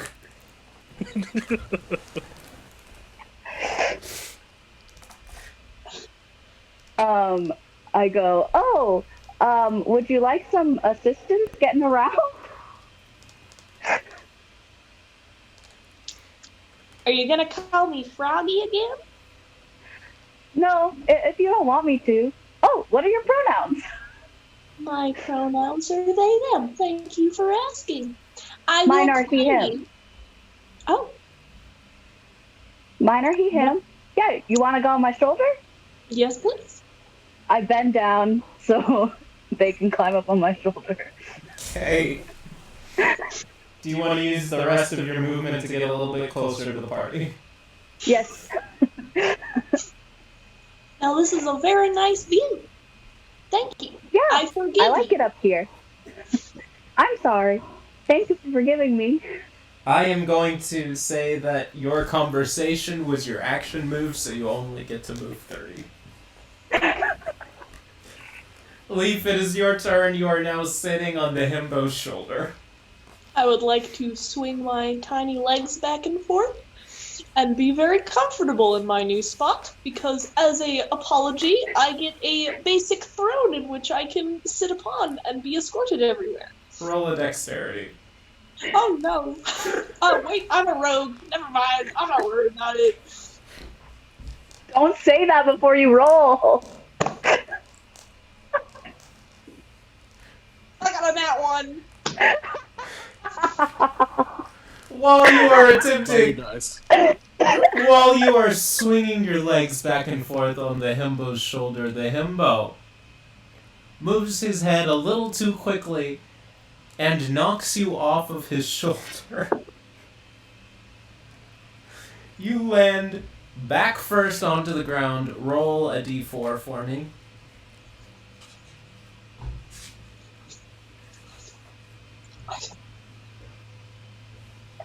I rolled a 3. You get 3 points of damage No. from landing on the ground. Oh. Jackson, Can Jackson... Jackson, you notice, you say what you need to say in one sentence. Oh, I'm so sorry. Leif respond in one sentence. This now counts for 2 shoulder rides. Thank you very much. Arei, make a saving throw. 13. One successful save. One successful save. Alright, Seph, it is your turn.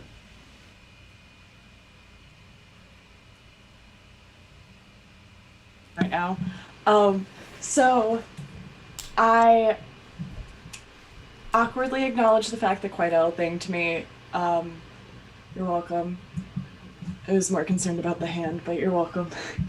And then, yeah, I that's it. I don't engage with people if I don't have to be honest. So. Tell me something. Do you do anything in acknowledgement of the body that is laying in front of you? Well, you see, I am quite useless right now. So I do see the body in front of me, and I would like to take, 5 feet away from said body, because it's kind of bumming me out, and I can't help. So that's how I contribute. I'm so sorry. We're here for it.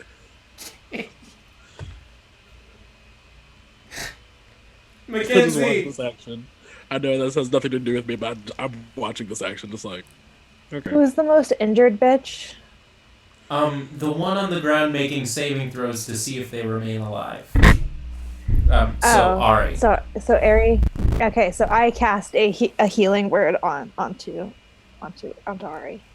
Okay.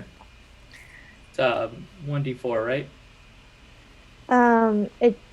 Yes, 1d4 Alright, so- plus 2. So you roll that, and then I regain Okay. that many hit points. Okay. 6. Nice. And also I slightly hit on Arei. That's your healing word. It's Yeah, my Does that mean- healing words are to hit on Arei. And I'm not conscious for the flirting, but I do, shoot up, immediately ready to continue trying to kill the Minotaur. but before this happens, we need to hear exactly what Mckensea says to this body laying on the ground. I would just be like, what an attractive, hot, strong woman fighter. You can do You better look like than you need that. a little help. You can do better than that. Wow, I'm being forced to pull out the... I don't know how to... I'm an awkward flirt in general. I think I mean, you rolled max healing. Oh, thank you. I think that goes to show how much... oh my gosh, the comments are lesbian friendly. I love it. comments now. Our watchers are here for our lesbian romance. Wait. I'm sorry, I'm gonna interrupt. How do I see the comments? I just reopened. I'm just looking. I just minimized my Twitch stream. Yeah, I think most of us have Twitch chat open. Yeah, Dev has been talking a lot in the chat. Just shout out to Dev, longtime fan of Dana and I. What's up, Dev? Nice to meet you. We love Hi, Dana Dev. as well. I want to see the chat. I guess I don't need to see the chat. It's gonna bug me, or it's gonna distract me while I'm DMing. Okay. So Arei, you shoot back up, ready to attack the Minotaur. Give me one line when you realize that the Minotaur is not moving and it is in fact stone. Oh, I don't speak. I swing my sword into it. Oh. Okay. I'm glad I'm standing further back from you. Bitch. I'm not standing yet. I am just sitting up and trying to kill it. We all have the same amount of space away from. A good 5 feet. Alright, we are no longer in attack phase. You can freely move and freely roleplay.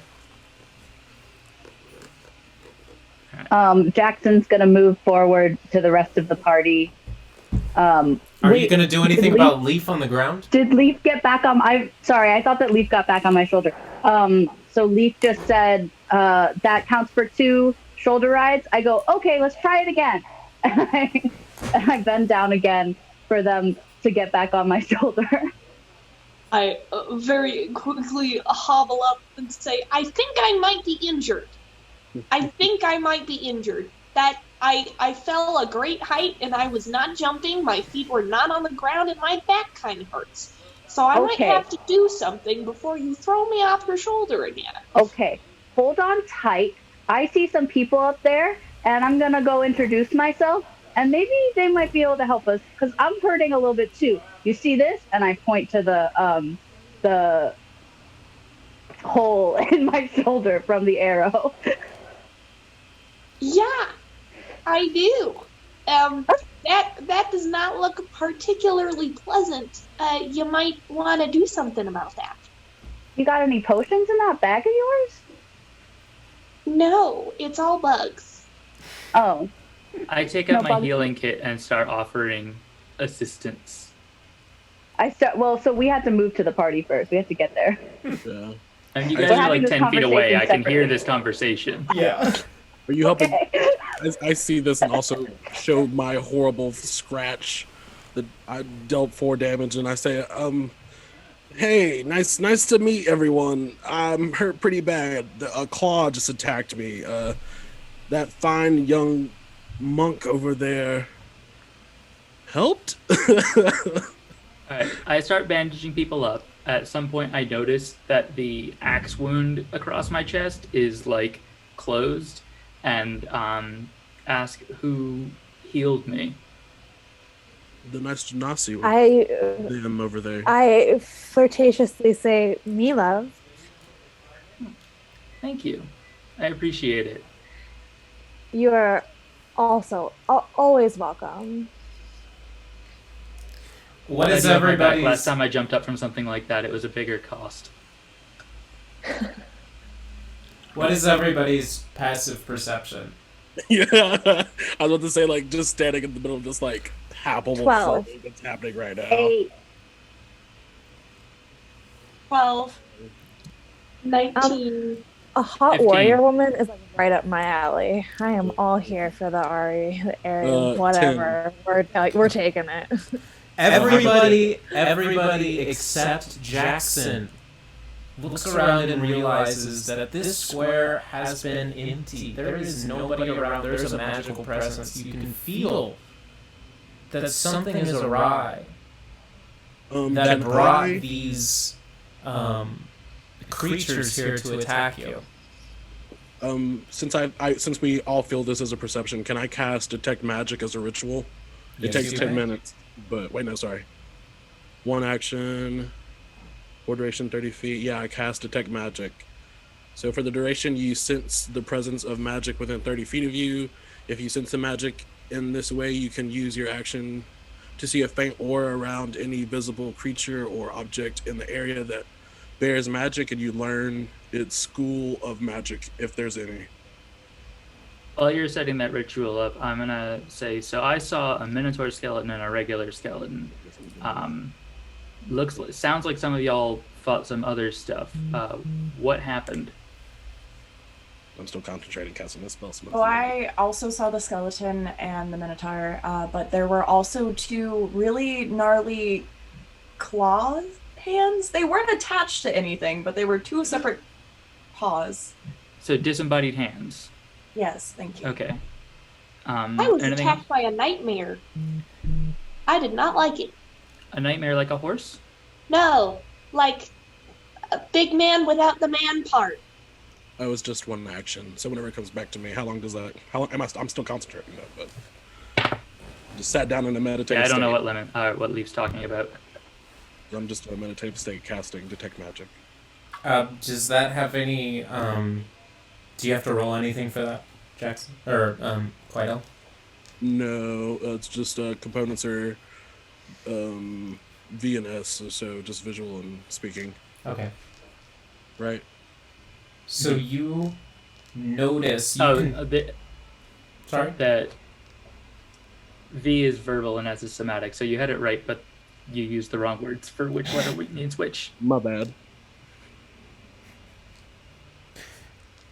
Quidel, you can sense that the nearest couple of doors to you surrounding this square are also magically shut the same way that door near you was magically shut.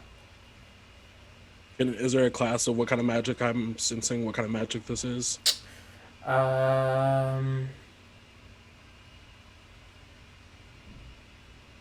Roll a wisdom for me. Wisdom. Don't you get that automatically for sense magic? You do, but this is something special. Okay. I don't have anything to help me with wisdom. Fucking 7. You cannot tell what type of magic this is. You cannot tell what type. Okay, I relay the information. I can't sense what kind of magic there is, but there is magic on a few of the doors around here. One in particular, I was trying to visit a mage friend. That's why I'm in this town square. And I came upstairs. He wasn't there. Came back down. Door closed. I left something. Tried to go back in. The door is magically sealed. And I sense that on a lot of doors around us. When's the last time any of you have seen any other people? So for context, I'm going to interject real quick. For context, everybody saw people around them directly before the encounter. As soon as I tried to go upstairs, when I came back down, it seemed like the village square was empty. Do you guys want to check out one of the doors and just maybe see if we can hear or feel or sense anything from one of them? We pick one as a group to approach. I say we can go back to the one that I came from. My mage friend, he wasn't there. There was no one inside when I went in. And when I came back, it was just magically locked. So I feel like that's a good bet. Yeah, let's do that. I'm with Mckensea. Or, sorry, I don't know your name yet. What's your name? Mckensea. Oh, let's introduce you. Hey, I'm sorry. Quite well made for everyone. I'm really bad at Jackson. Oh, I heard Quidel. I heard your name a couple times. I say that. I'm Arei. Nice to meet you, Arei. Thank you for the heal. Oh, just bandages. It doesn't actually give you anything.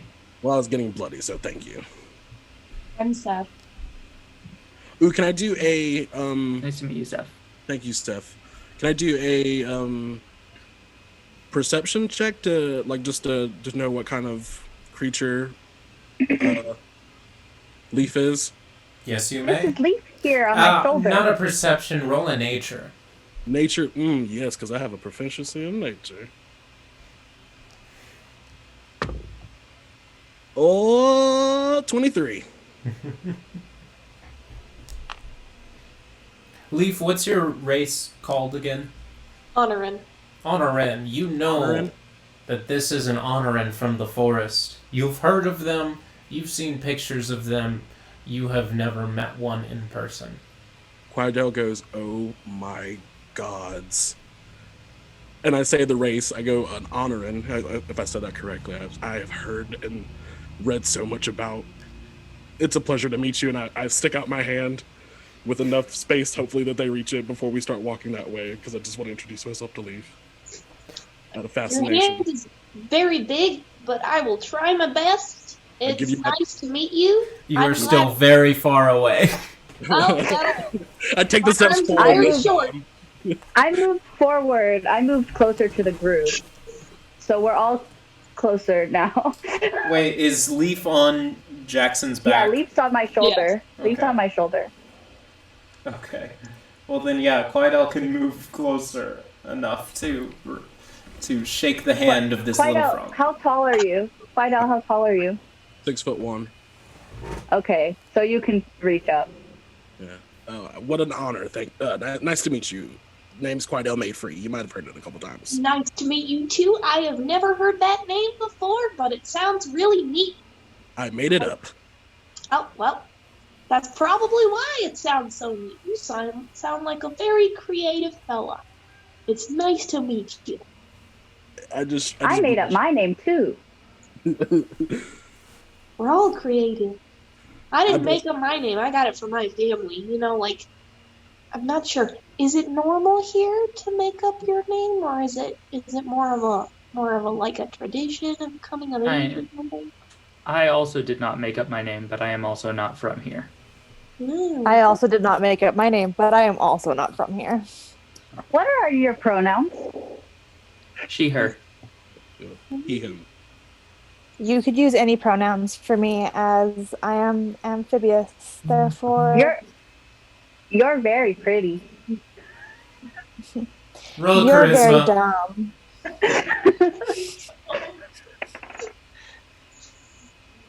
16. Mckensea, you take that as an extreme compliment. Thank you. Okay. All right. Let's head this way. I avoid the question about the name, like Barry obviously avoid answering that question and just like, let's go this way, and we all start to walk towards my mage friend's door, which is back in that little corner. Yeah. Seph, what about you? How'd you come by your name? Mine's actually shortened.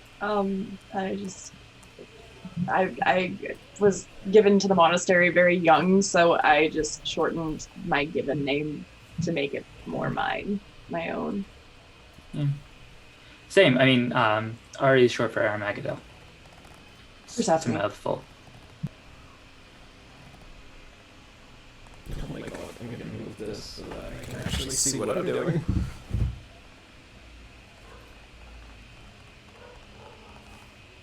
Okay, y'all are all gathered around the mage's door. Does this mage have a name? The mage, as you know him, is simply referred to as the Mage of Waterford. All right, this is my buddy, the Mage of Waterford. He's a little weird, and that's coming from me. And just looks at the silence and goes, "All right, I'm gonna try for the door again." You say he's your buddy? He's a work acquaintance, if you want to call him that. I think is the best way I can classify knowing another magic user. So like he's a guy who you know what city he lives in. Yeah. and I try for the door again. Okay. Roll a Constitution. Mm-hmm. Plus 2. 16. 16. As you reach for the doorknob, you are greeted with a strange sensation that sends you back 5 feet. You land on your butt, but you are otherwise fine. Don't do that. That felt funny. Don't do that. What about using Mage Hand? Since it's not actually my hand, would that have an effect differently? You sure can try. Well, I'll try one more thing, and then I summon Mage Hand, and I send the hand to the door to try to open it. Okay, does Mage Hand have a roll associated with it? It can attack. It can lift between, I think I said, 1 to 5 pounds. Okay. I just want to drop in for the record that I did pick up my glaive.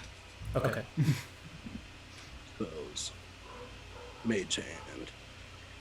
Spectral floating hand appears at the point of your choice within range. The hand lasts for the duration or until you dismiss it in action. The hand vanishes if you move out of a 30 feet range. Use the hand to manipulate objects, open and unlock doors and containers. Okay. That's it. Roll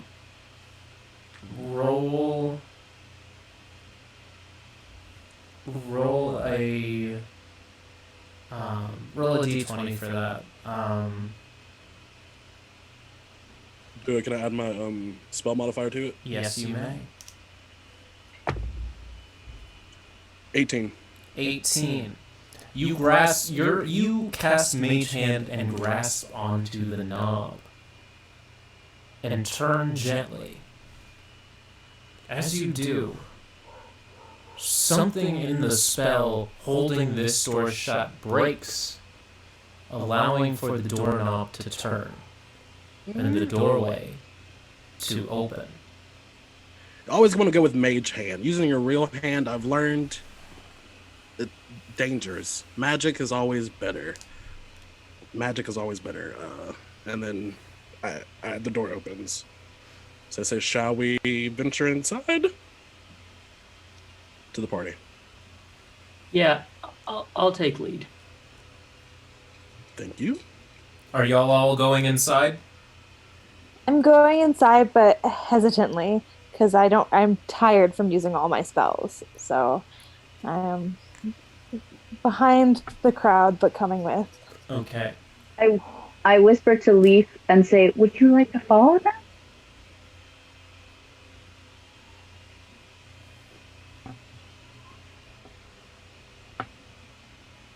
Leif, what is your response? I say, "Would you like to follow them?" I heard, would you like a phone? And I was very confused. I mean, well, I'm currently savoring my free shoulder ride, so I'm probably gonna have fun with that. But if I need to, is it okay if I hop on top of your head so I can shoot things? Okay. All right. Be careful.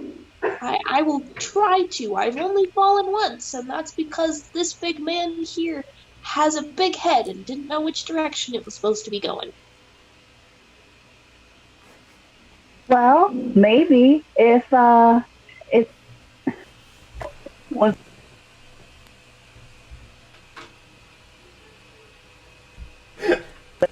well, just hold on tighter this time. I'll try. And I follow them. And I follow them. Okay, everybody. We are going to time out for one moment. Take 5 minutes. If you need to use the restroom, go to the restroom. If you want to just continue talking to your party, continue talking to the party. If you want to answer some questions in chat, do that. I am going to reset the board a little bit for the Mage's Tower. Ooh, we were supposed to come in here. Quidel, can you check your Instagram DMs? Okay, thanks. Is anybody drinking? Bitch, you didn't see me taking shots earlier? I was just sitting here taking shots. Like... Y'all, this is like the hottest thing I own. It's like real. It's like a real wool cloak. So my it's so Instagram warm. That's it. I'm in them. What? Do you not? Do me a favor and leave, like, the preparation time bar that Domino's gives you open so that I can know when I need to go and get the pizza. Yes, ma'am. I'm gonna be dressed like this. Leave at the door. As you should. As you should. You could be dressed like this. Like this could be you ordering pizza. Have I officially shown off my corset and stuff yet? No, they all wanted to see your outfit though. The comments were popping off about your outfit. They all wanted to see. Oh, it looks so good. So good. Yes. Yes. I love it. Did you take lots and lots and lots of pictures? Please say you did. At least some. At least a couple selfies. No, not yet. You know how fucking stressed I was in preparation for this game? Ooh. Well, you did an amazing job. I wanted to Dana, you did like an absolutely amazing job with setting this up and putting it all together. So thank you for that. Thank you for making this look amazing. And the game's not over yet. Dana, do you want extra? I know that. I'm just saying thank you now. Am I not allowed to do that? That is a threat. That is a threat. If Thank you are you, not aware, Mckensea. that is a threat. The game is not over yet. I'm going to kill you all in the last 5 seconds. What did you say, Savvy? I mean, I think success is measured in terms of want extra providing cheese? entertainment. Yes, I want extra cheese. Is that even a question? Listen, I'm lactose intolerant. I still do it, but I just didn't want to kill you. You know what I mean? That's fair. I appreciate you. Okay, while that is all happening, Our literal saver. how do we all feel? Are we all done with our little break? Has everybody gotten a snack? Some water? I'm ready. I'm so ready. Give me a verbal sound off. Did I mute myself? Yes, we're doing good. I'm good. Or Jackson. As we go into the thing, I do want to do a perception check just on Jackson's hotness. Okay, well, before you do that, actually, I'm going to let you do that as you enter the doorway. Cool. I don't have anything plus on my perception, so... 19. Does the DM want dipping sauce? The DM would love dipping sauce. What kind of dipping sauce? Oh, yeah. Just marinara. I got you. Dipping sauce? Thank you. I'm sorry. I rolled a 19. You rolled a 19. Jackson, describe how hot you are for me, please. So Jackson has traditionally orcish features on his face, but in the hottest way. A chiseled jaw, a leaning brow that is just so incredibly handsome. Bushy eyebrows that somehow enhance the beauty of his face and the symmetry. His hair is a nice blue undercut, and it's glistening. Every time he even just shakes his head a little bit, it's almost as if wind is flowing through it. He's not wearing a shirt. He only has some leather gauntlets and a strap across his bare chest. His bare chest is his pecs are beautiful. He's got, like I said, abs for days. Somehow more than an 8-pack. It's beautiful and it's chiseled and it's nice. But you also notice something interesting, and he has 2 scars underneath his pecs, and you imagine that he received those in battle. But it's all the way across his chest. And he's wearing just simple leather pants, but you can tell that his thighs are that of a fencer. They're thick. They could break a watermelon. Also, not to mention, he is 7 feet tall, so you are always physically looking up at him. Right. Okay, Quardell. Hold on. Okay. He is Jackson. Important. Jackson. What he lacks. Stop. What he lacks. Jackson, Yes. roll a charisma. Quidel, roll an intelligence.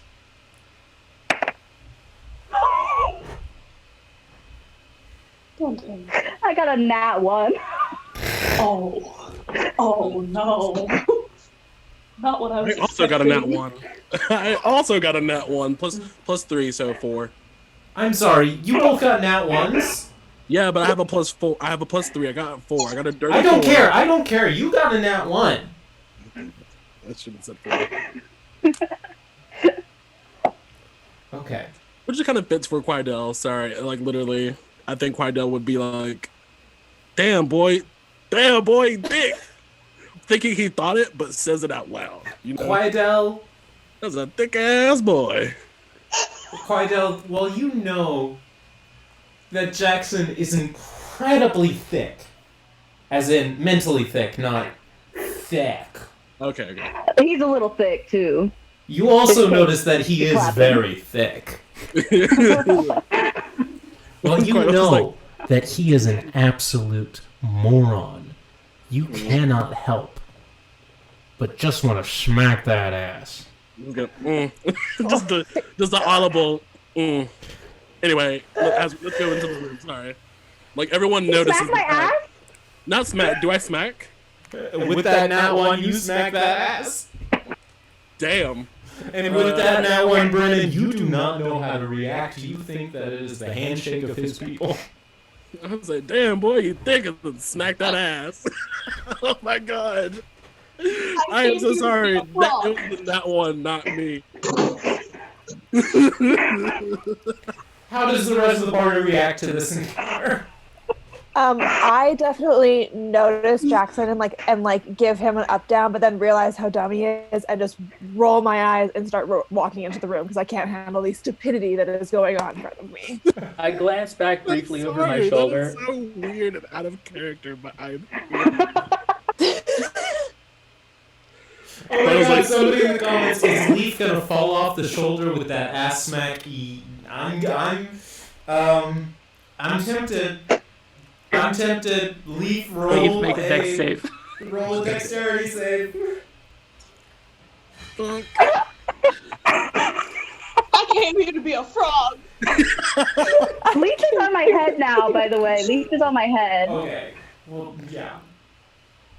Oh my god, just a whole ass smack, and I am stuck. I got a 21 for your information. Okay. Leif digs their hands into Jackson's hair and holds on as Jackson whips his head around in surprise at that ass smack. I'm sorry. I'm stuck on the fact that this was an ass smack, and Jackson's just like, I guess that's how wizards greet each other. Yup. I turn around, I whip around, and I say, "Oh, is that how wizards greet each other?" And I go, yes. Just continue into the room. Jackson, I so hope your wizard friend is back. I want you to smack Quaidel's ass in return, thinking that it's the polite thing to do. Oh my god. Strength check. See if he goes flying. Oh no! Roll a gentle ass smack is roll a strength for me, Brennen. This is where I need you to get a nat 1.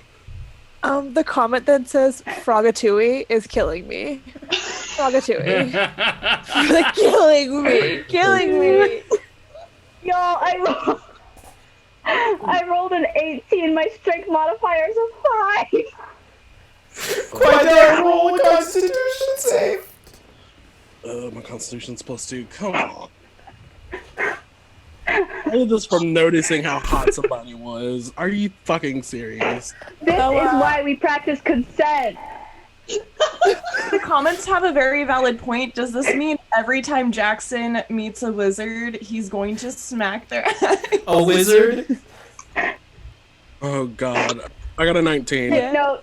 I'll take note. I got a 19. Jackson slaps your ass so hard that you are lifted up into the air slightly and fly 5 feet forward into the room. You land without taking damage, but it is quite surprising and quite nice. Yeah, because I was like, oh fuck. Let's. I'm just gonna look around the room at this point. Wait. Quaidel, roll a quick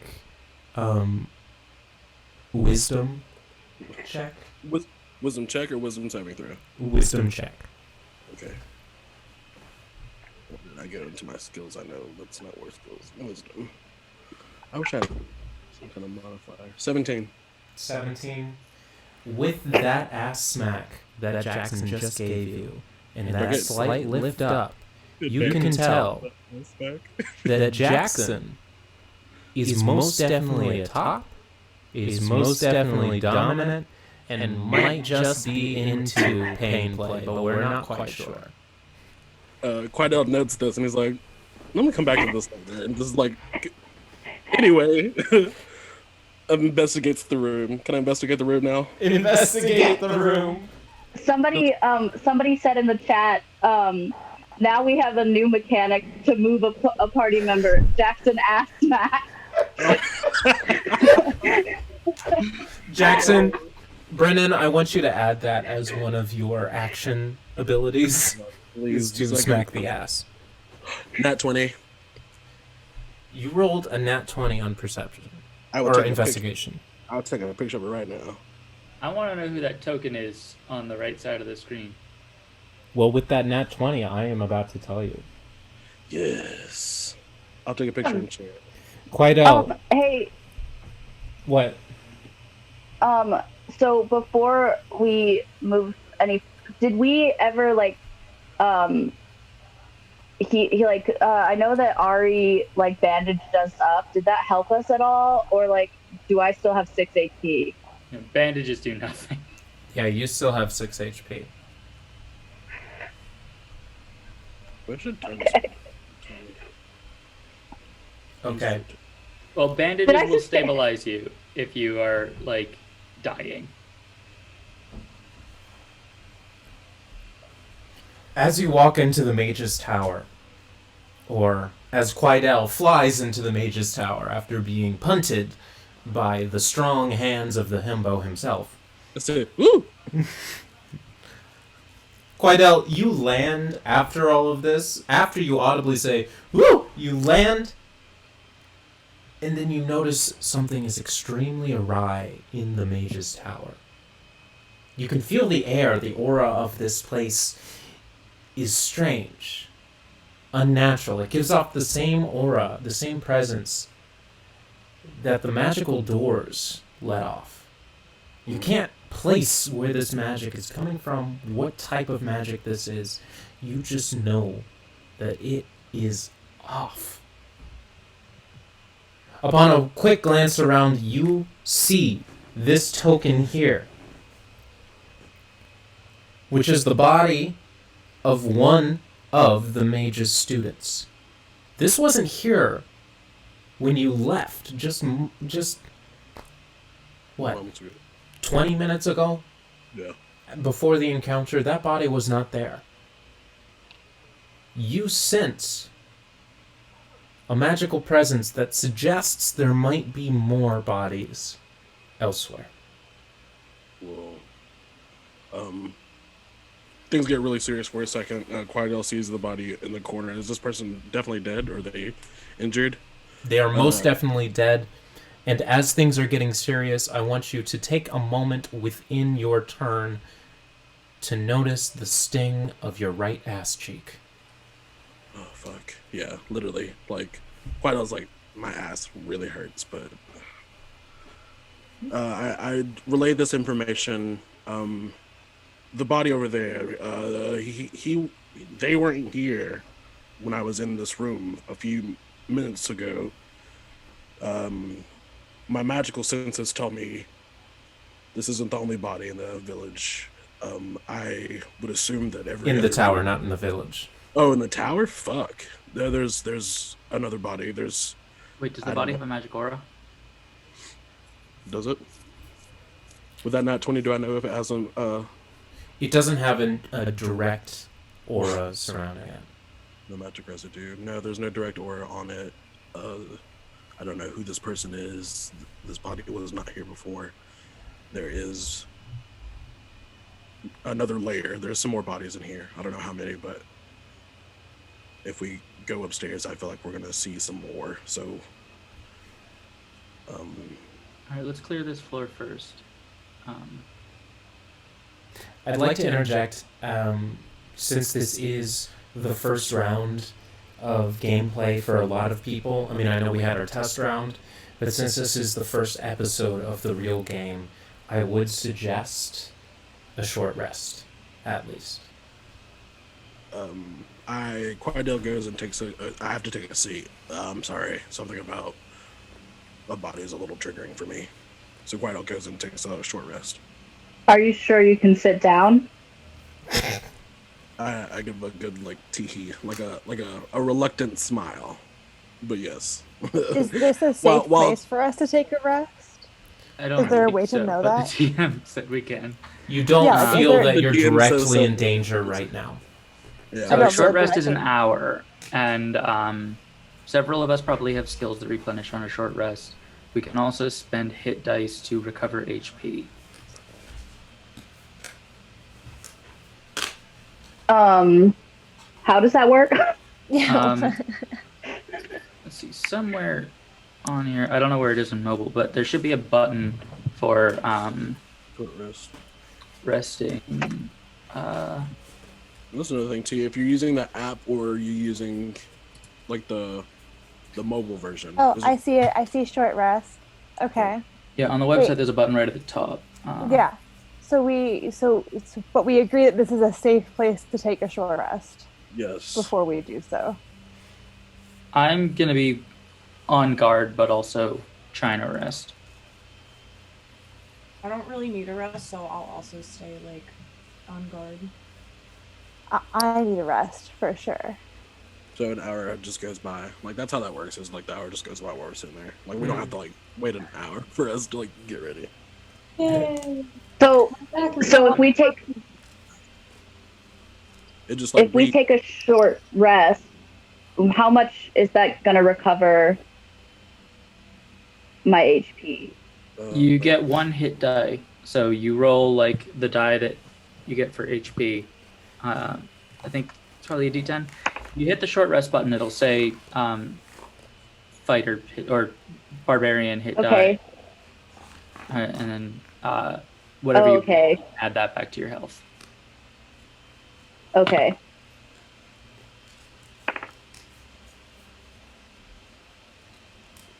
There should be a little bit more accessible in the app. It's not. I just have to transfer over to the actual web page. Because I know where it is on the web page. I just can't find it on the app. On the app, it's the like 2 little arrows in the bottom right. I see. I see. It just shows me my HP. Yeah, I'm having that problem. It seems like once you click on the HP, I can't figure out how to get it to go back to the other stuff. I will be writing a note to the. Oh, just tap your character name. Boop. Short rest. There it is. So Somebody says I just perception opened. check for the app. So I opened short rest, and do I just click barbarian or do I click recover? You click the thing next to barbarian, and then roll the die and add that much back to your HP. You regain hit dice on long rests, and you can spend them during short rests to recover HP. Oh, okay. So, like, when we're higher level, you might have, like say, at level 7, you'll have 7 hit dice. If you spend all 7 in one rest, I think you only recover 1 hit die per long rest, so then it's going to be 7 days before you can do that again. So mine was 7. So I would just... Mine was 5 plus 2 for the wizard, so it's just... Okay, so you regain 7 HP. Cool, hell yeah. Yes! Mine was 12. Fuck yeah. 12 total, or 12, or you rolled a 12 on the die? I rolled a 12 and then add 2. So 14, actually. That just puts me back to 8. Because I can't go above my maximum, right? That's right. Oh yeah, I'm back to full strength. I'm back to full strength, too. Already. And does Mckensea have anything for recovering spells? It didn't say I had anything for recovering spells. I don't think so. I think I have to take a long rest to recover spells. I haven't used any of my big spells, and I'm so happy about that. But I have both of my big spells are gone because I used them to heal and then I used them to kill the Minotaur. So yeah, Mackenzie's the only person among us who has healing spells. Can I take? Is this a safe place to take a long rest? Is that possible or no? It's 8 hours. 8 hours. Oh, never mind. Can I? Would it be in bad? What's going on around this room? Do I need to do a perception check just to see what's in this room? Because part of me, as a wizard, wants to ransack this bitch. There is not much in this particular room. However, in the next room over, you know from being here before that is the library. I came here for a mission beforehand. I was supposed to be meeting the mage to get a spell. In desperation, I feel like Quadel would ransack that room. Especially knowing, like, we don't know where anyone is. Quidel, are you partaking in the rest? Yeah, I partook in the rest. Okay. So has everybody dealt with the rest as they wanted to? Is everybody healed up? Is everybody on their character sheets and everything in a comfortable position? Keep going, or do we want to take a little bit more time? Good. I just Leif, how are you doing with that damage from falling from me? Oh, well, I took a little rest, and my back no longer feels slightly bent. I think I stretched it out pretty well. I hopped a couple of times, and then it seemed to snap back into place. All right, just checking. I no one get injured because we don't have any pet his little head. I pet their little head. Excuse me. Your hand is very big, and I am very small. And if you were to pet me too hard, I might squish. In which case, I might have to stab you, and that's not very nice. And I don't want to do that. I was being soft. with my knowledge, with my knowledge of your character from that last roll, I would say, gentle stroke with your finger, but also ask for consent first. Oh, you're right. Can I give you a little pat on the head? Coming from the person who slapped your ass. I hate that happened. I loved that happened. You may give me a head pat. However, do not do it with your palm, or else you might squish me, and I don't want that. So, All right, I give you a little stroke with my index finger. this is acceptable. So I said, I know that the next room over is a library. I relay that information and say, I came here for a spell. The mage had promised would be here. I'm going to check out the library if anybody would like to join. Let's clear the tower before you go start hunting through the library. Oh, all right, I guess. Listen, if there's anything that's going to come up behind us and kill us, we should kill it first rather than getting distracted. All right, I know where the stairs are, so I'll lead everyone to the stairs to continue to clear the tower. I take lead. As y'all move to the stairs around this corner, it'll load in your screens a little later. As you move to the stairs, as you round the corner, you come into view of a second and a third body. Wait, we didn't notice those during the short rest? Like, I assumed that we moved around this floor a little bit. For the sake of surprise, no, you didn't notice them. Just had a little chat for an hour. Does anybody want to check out those bodies? Just give it an investigation. Anybody want to do an investigation? I'll investigate at least one of the bodies, I guess. Roll an investigation. We want to take another 10 minutes and have Quidel ritually cast Detect Magic again, so that we still have that running. Sure. Yeah, I would prefer to do that. Can I do that? Mm-hmm. 18. 18 on your perception or on investigation?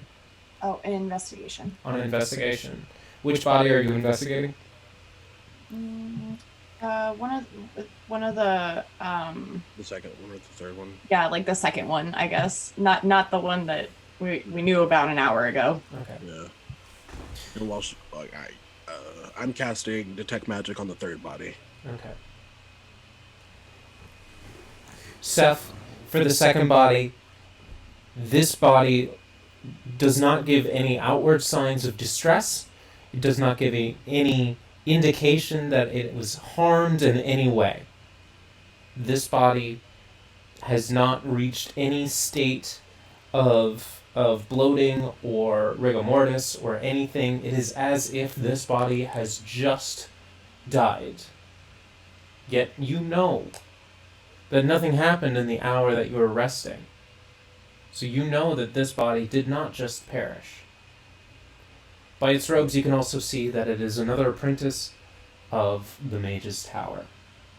Quidel, with your magic, what was it called? Detect Magic. Detect Magic. On body number 3, you feel the remnants of magic that perished this life. There is no magic persisting, but you can tell it was magic that killed them. These are not natural deaths. These deaths were caused by magic. I can't.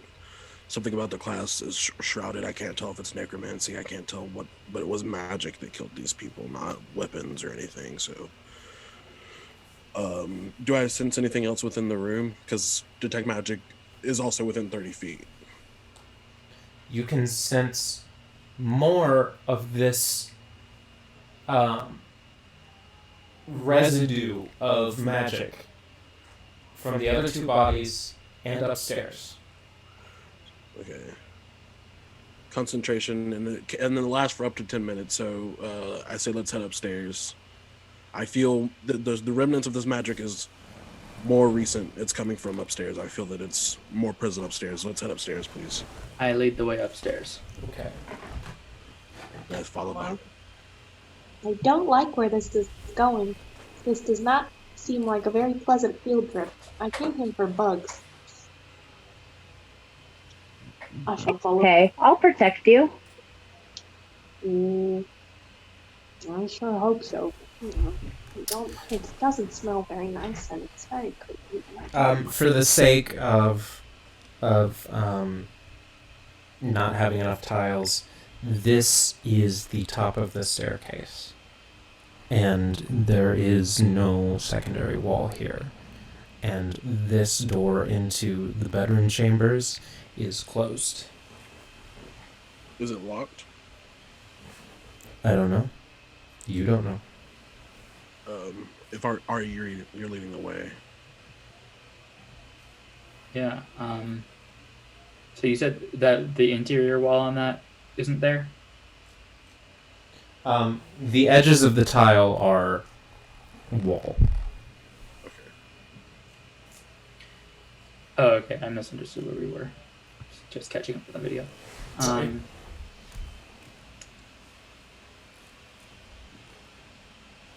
Quidel, can you cast Mage Hand, or is that concentration?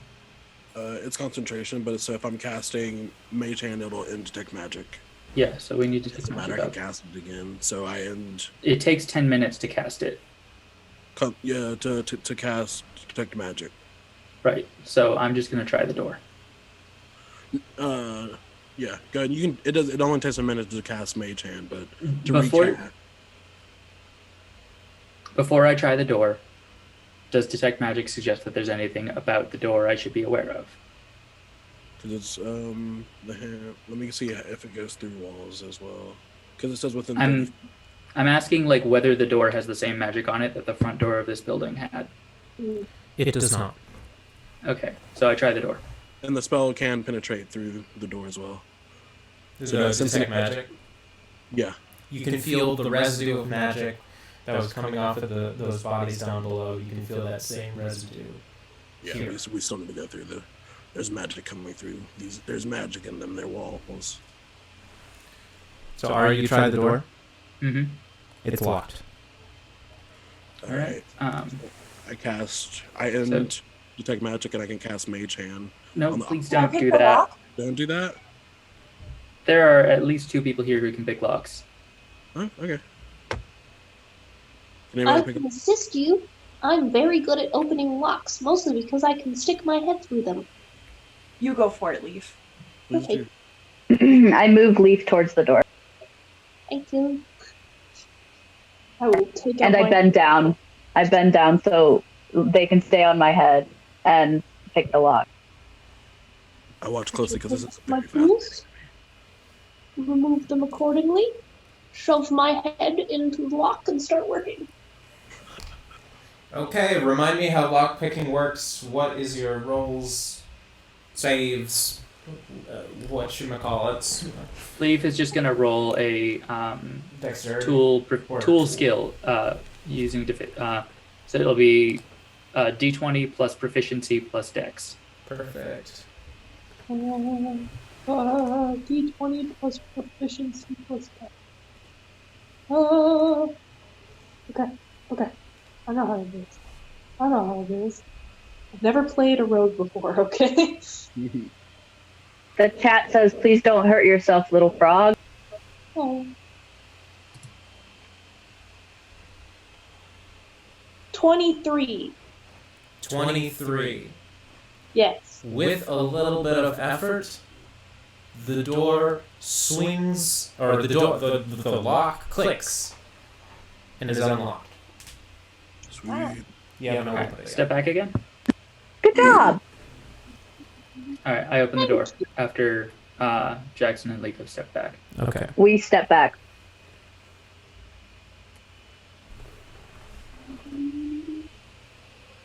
Alright, Hold on. Blade my out monitor and just right. like blinked at me. I'm making sure that the stream still works. Okay. Yeah. Okay. Glaive out and at the ready, I step through the door and scan the next room. Okay. As you enter, you recognize this as the mage's main quarters. Disregard the 3 beds. There's only 1 bed in this room. You recognize this what looks like the mage's quarters. Laying in the bed is the body of the mage. Quidel. I come into the room as well. Magic? Yeah, I come in this room. I'm still detecting magic. You can feel the same strange aura surrounding the bodies below. This one has something a little extra that you just can't quite pinpoint. I head over and put my glaive, like the blade, ready up against the body's neck in case it leaps up. With a shudder, the mage's body begins to quiver. Quidel, is this waking up or is this animation? Can I do my detect magic? Can I cast detect magic on it again, or It continuously runs. You can feel that the air of magic surrounding this room and surrounding the entire mage's tower. Something is vibrating magically. Something is coming back. You still don't know what it is. You can guess that it's necromancy based on the dead body rising, but you cannot sense that. There is still something blocking your perception of what kind of magic this is. Fuck. As there's something blocking. And this started when... Quidel, tell me if it's a bad idea to cut this guy's throat. Yeah, that's what I'm trying to figure out. This started as Arei pulled the knife, so I suggest Arei lower their weapon. Lower your weapon. Something about the motion of you pulling that weapon is stirring that body to life. I can't tell if it's necromancy. Step away from the body for a second. I'm not going to do that. If it's going to get up, I want my weapon there. Oh. The body quivers more. Please lower your weapon. It's beginning to violently shake. It's going to come back. Your weapon, it's... All right, I am going to take an attack. That'll be an attack with advantage and an automatic crit. Before you are able to attack. I have the blade against the throat. I know, and there's some reason for that. Before you are able to attack, the body shakes violently so much that your glaive goes clean through the mage's neck. Now the magical presence surrounding just the head shifts and morphs, and the skin melts off of the mage's face, revealing the skull. I hate this magic. I hate this magic. The magic seeps into the skull, lighting it ablaze, and we see a flame skull. No, thank you. Now you can attack. Oh, by the way, I'd be further back than that. How much can we? Because of the point of having a glaive. Yes. I relay what's happening to y'all.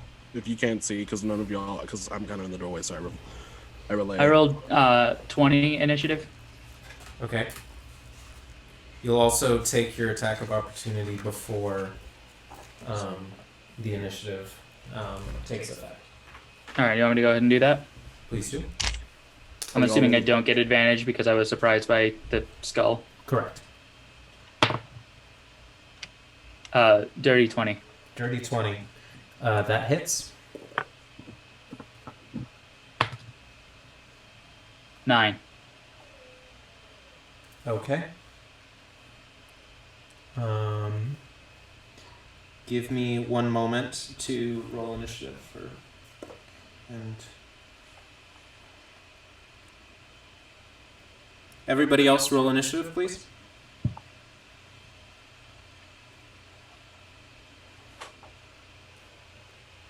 Three. 10. Whose was 10? Seph. Okay. Jackson's also 12. Jackson 12. Who else was 12?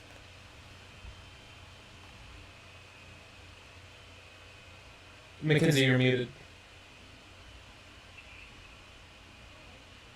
You missed my sassy comment. I said me if you don't know my voice pitch, we're gonna have problems. We already have problems. Jackson, Mckensea, roll a tiebreaker for me. What does that mean? Just roll again. Okay. 1. 6. Okay, Mckensea wins that tiebreak. Leif? I got an 11. 11. Quidel? As all of this happens, you can feel that same vibration happening all throughout the tower. You can feel that is happening down below as well. I relay the information to the party because they couldn't see what's happening. I say, hey, the mage was dead. The body, I don't know if the attack springed it into action, but it's a flaming skull and the same magic is affecting the bodies downstairs. We have a problem. So anyone towards the end of the party formation, be on the lookout from your behind because it looks like these bodies are coming back for round 2.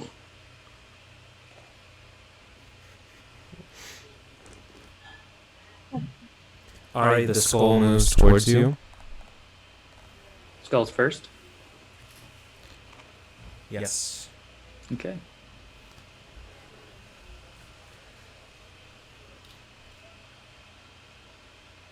And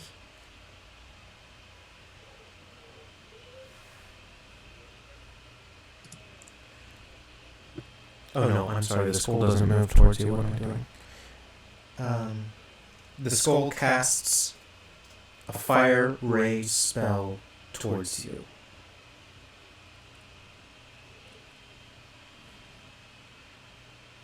Is it attack roll or save? It will be an attack roll. 16. It does not hit you. But it strikes again with multi-attack. It still doesn't hit you. You are safe from now, and now it is your turn. Alright, I'm going to start by saying, Jackson, Mckensea, watch the stairs.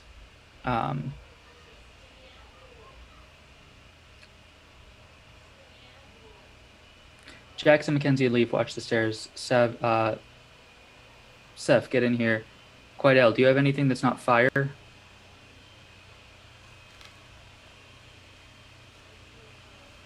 You're muted. No, the only other thing that I have would be the only other defensive spell that I have is going to be the Earth Shake. Fireball, Mage Hand, Charm Person, which wouldn't work in this situation. Thunder Wave. That's the only other spell I have that would. Right. Thunderwave's area of effect, right? Yeah. All right, maybe be ready to use that if they start coming up the stairs. Right.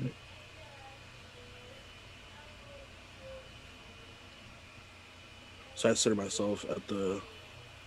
Oh, and again, it's not my turn yet. Sorry. Mckensea, I'm sure somebody could use inspiration. I'm going to attack. 15. That'll hit. 9. 9 damage. And that'll be my turn. Okay. From downstairs, you can hear rustling movements.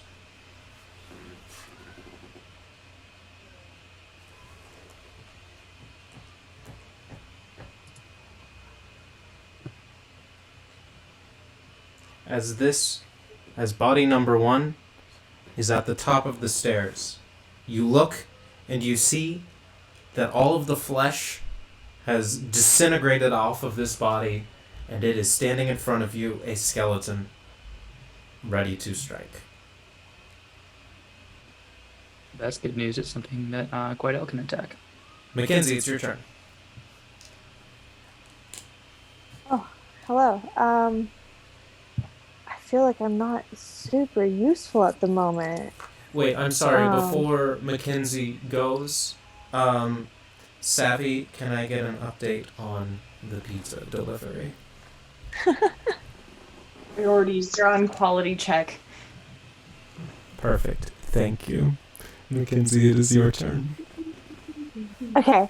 I don't feel like I'm super useful at the exact moment.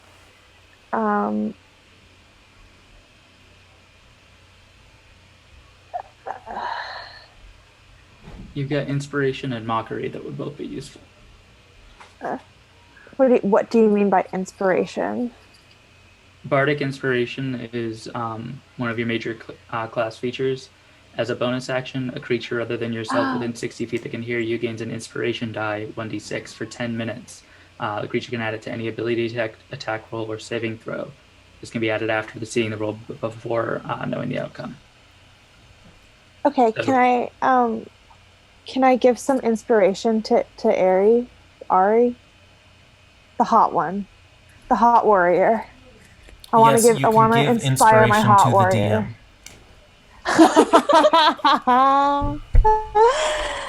That's amazing. Yes, you can give inspiration to Arei. Sorry, my dog's being crazy. Yes, I would like to inspire a hot warrior woman. Yes, please. All right. Baby, take it. What's your food? Sorry. One of my gold d6 out for that inspiration die. I love it. And then can I just like stand behind Arei after that point, like give her inspiration, and then subsequently also stand behind her for a little bit of protection. You're outside of the room unless you moved closer. Oh, yeah. I will go kind of stand in the midst of everybody, so Okay. I kind of have like a team band around myself without them necessarily realizing.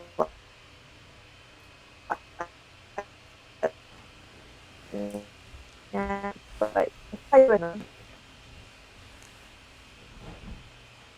What? sorry, I realized that I cut out. I said I this is what I used to do with tourists and sharks in the ocean. I would like just skillfully put them around myself, just in case. When we were in deep water,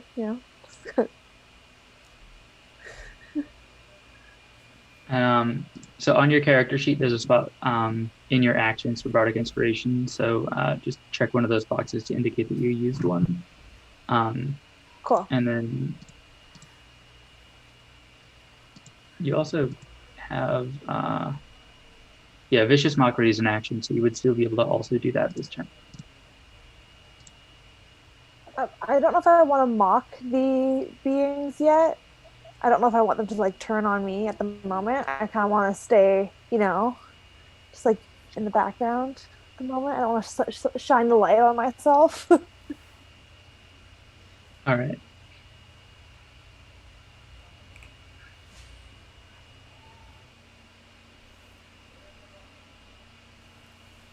It's left at 8:09 your time. Thank you. Whose turn is it? Is it my turn?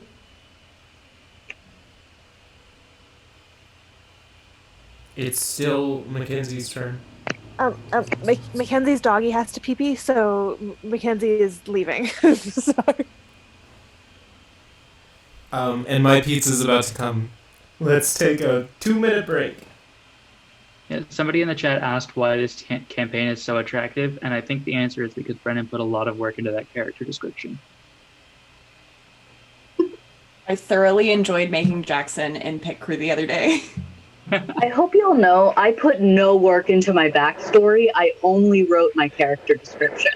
Oh no, I could tell that the second you started describing your character. I was like, oh fuck, you really took the time to work He out how exists. I had that shit written down. Since this live stream is so centered in queer culture, I'm pretty glad that we got to fit in a himbo and a frog. Because if that's not queer culture, I don't know what is. Look, there's a reason why I gave my frog they, them pronouns. Glad to be filling in on the role of sword lesbian. Yes. Man, I can't believe we have the sword lesbian, Dana, and the representation of said sword lesbian in TX. I am Would you going like- to interject, having had 2 slices of pizza and ready to roll again if y'all are. Savvy gets 1 in-game inspiration point. Mckensea. Where did Mckensea go? Oh god. Mckensea went to walk her dog. Has she I been thought back she since then? Yeah, I could have That's already sworn I asked. heard her talking to us. you So did. she just took her turn before the break, so I think it's my turn. It's Jackson's turn. Can I go ahead? Yes. Do we need to do anything? All right. So, I am going to take Ari's orders because I have rocks for brains, and I'm going to turn around to watch the stairs, which means I would imagine I see that skeleton at the top of the stairs. Yes, you do. You did not hear it creep up, but as you turn, you see it with your eyeballs. Okay, so I'm gonna look up at Leif and be like, "Watch my back, please," and also hold on tight. Can I? Is that where I am? Yes. I move closer to the stairs, to the skeleton, so I'm within range. Okay. And I'm gonna take a swing. Go for it. I don't know. Correct me if I'm wrong. I don't think I can do rage because you I should did be able to it. rage twice a day. And also you might recover your rage between short rests. Oh, okay. That's the 2. So I can do it twice before a long breath. All right. Okay. So then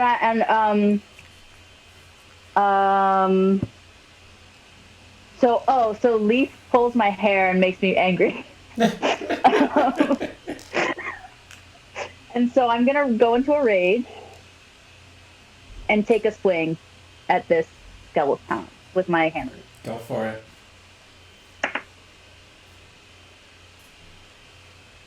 Sorry, one second. 20. Dirty 20.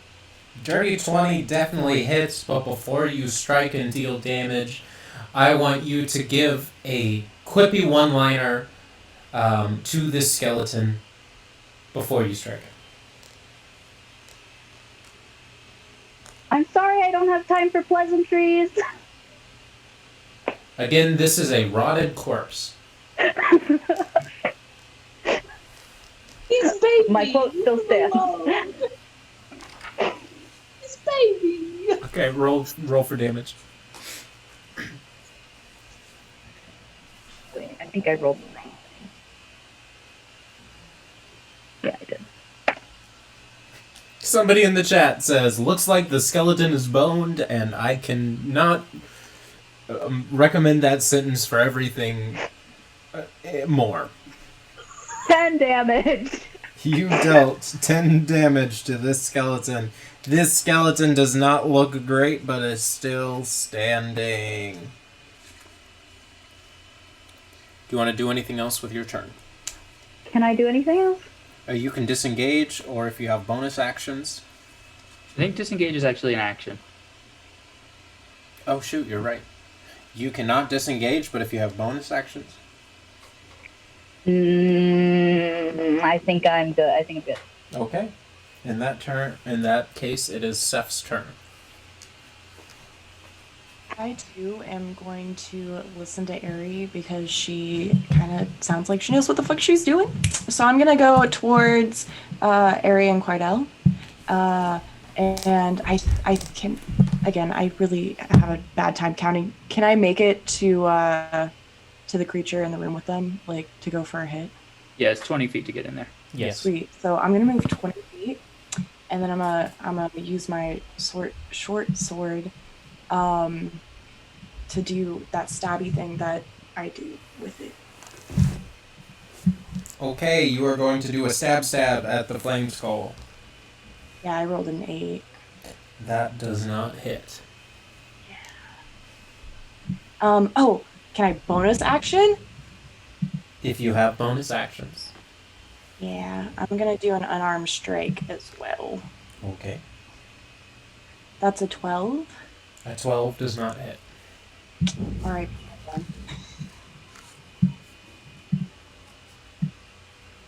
Is that the end of your turn? Yes, sorry, that ends my turn. Leif.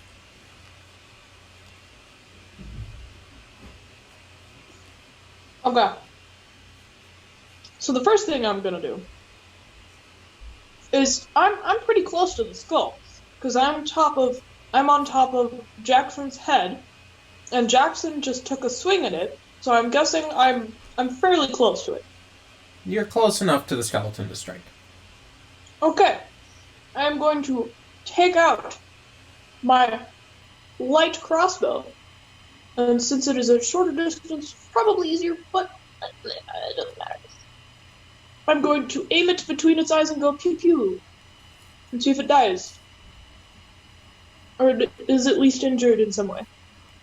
Oh, okay.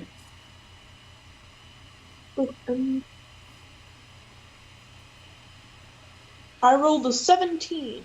That hits. Yes. Roll damage. And before you roll damage, I want you to give a quippy one-liner to this corpse. I understand you only have 2 eyes, but once you have 3, you might be able to see where you're going in the first place.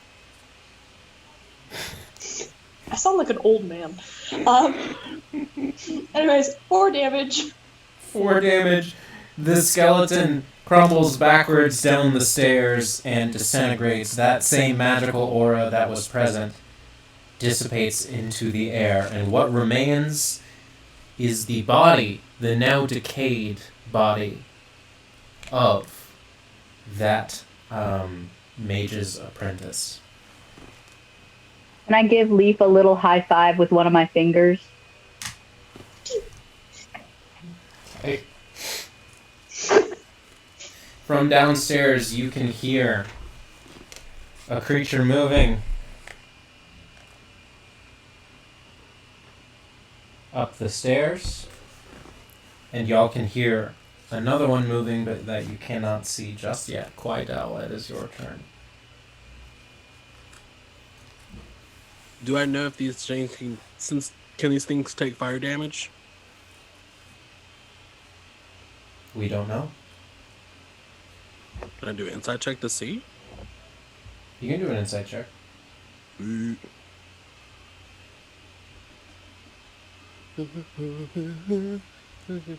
Insight. That's the one I get no pluses to. A fucking 3, of course.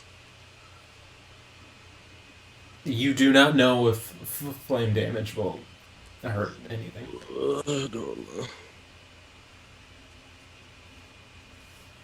But how no, never mind. Fuck it. Can I see my old buddy in the bed? Yeah.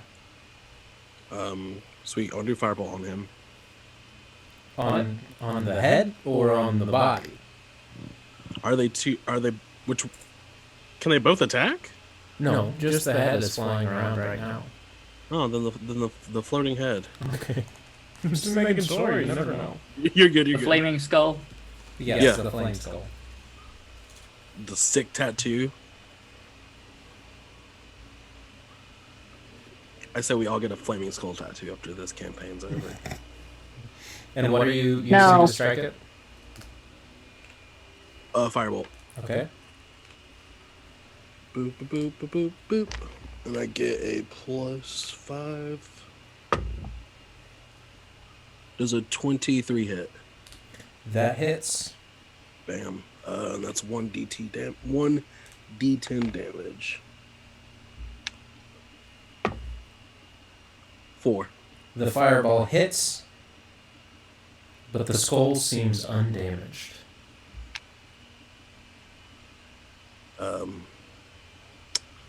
In my turn. Okay.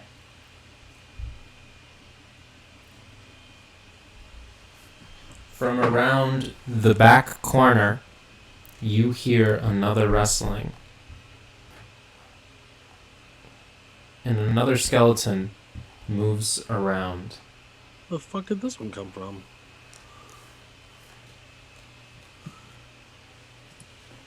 I hear it, but I don't see it.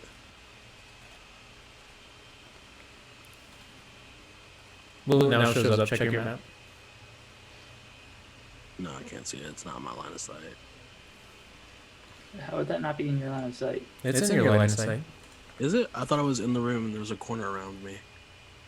You are, but that's the doorway. It's directly diagonal of you.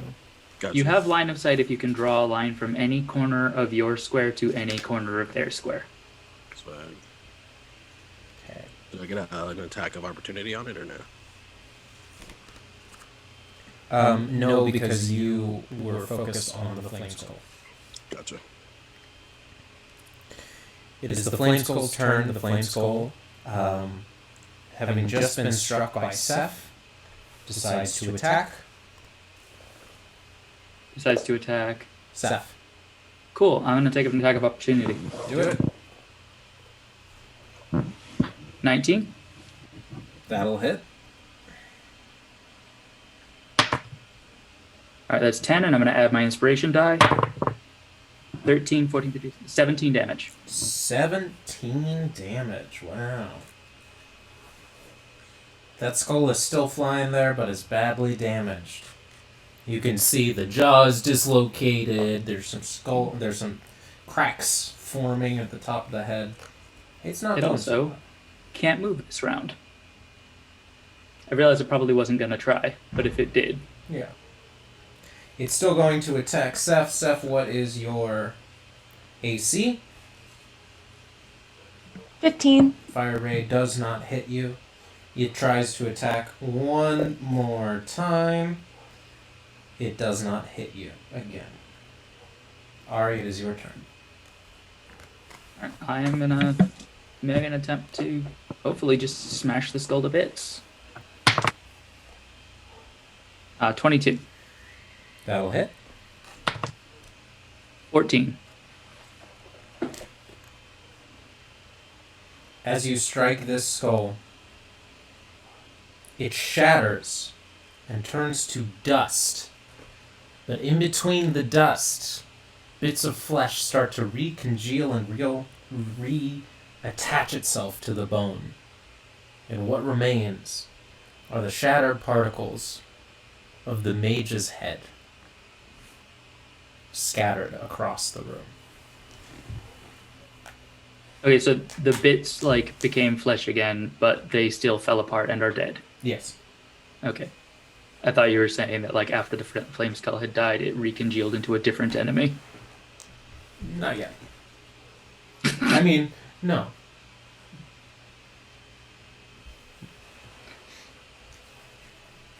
All right, I am going to step out of the room. I want to be 10 feet away from Quidel, so 1 square between us towards the stairs.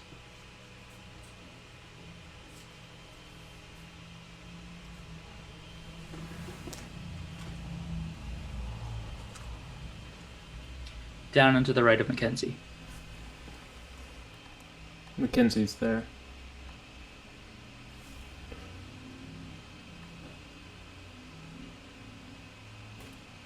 Do you want to be one up next to Mckensea? Is that what you're saying? No, right there is good. Okay. Mckensea, it's your turn.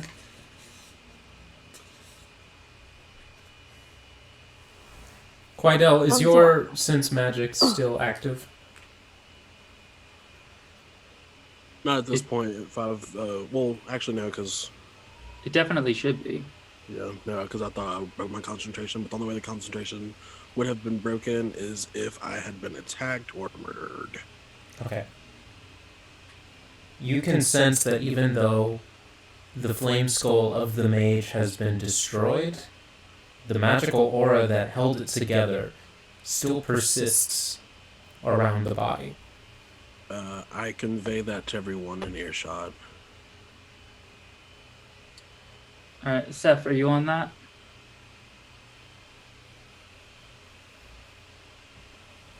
Yeah, I can be.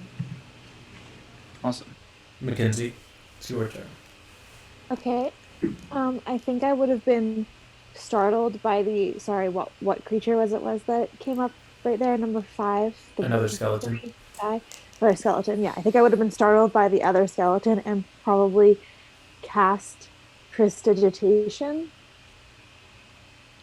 Just like as a reflex. I'm sorry, I ADHD spaced out for a second. I said I would have cast Prestidigitation, and I can create an instantaneous, harmless sensory effect, such as a shower of sparkles, a puff of wind, faint musical noises, or an odd odor. So I think I would have shocked this skeleton, a shower of sparks maybe, because I would have been very scared by... Startle it. So yeah, it startled me, so I would have startled it. Okay. And then... It is not startled.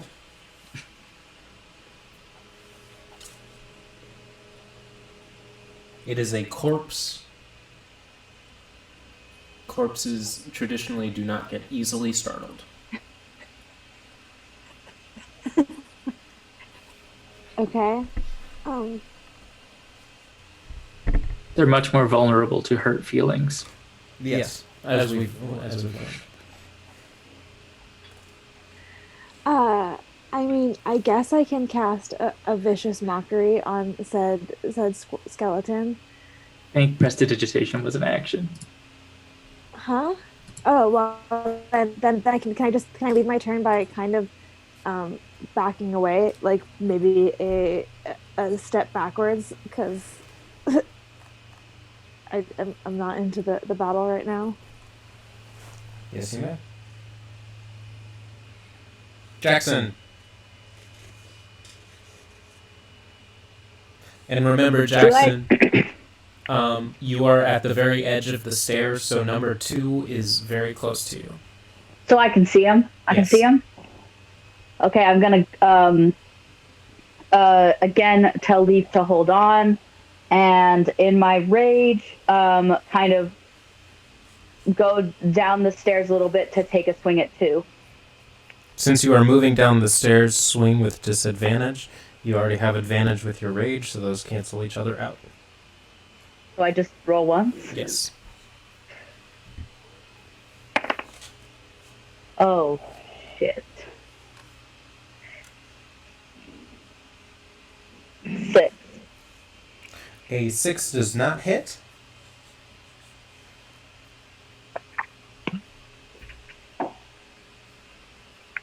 Do you have any bonus actions and or a quippy remark that you would like to say?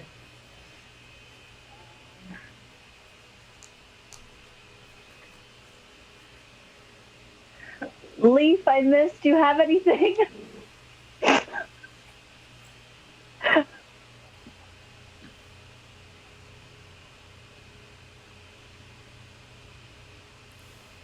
Lemon, I think you're muted.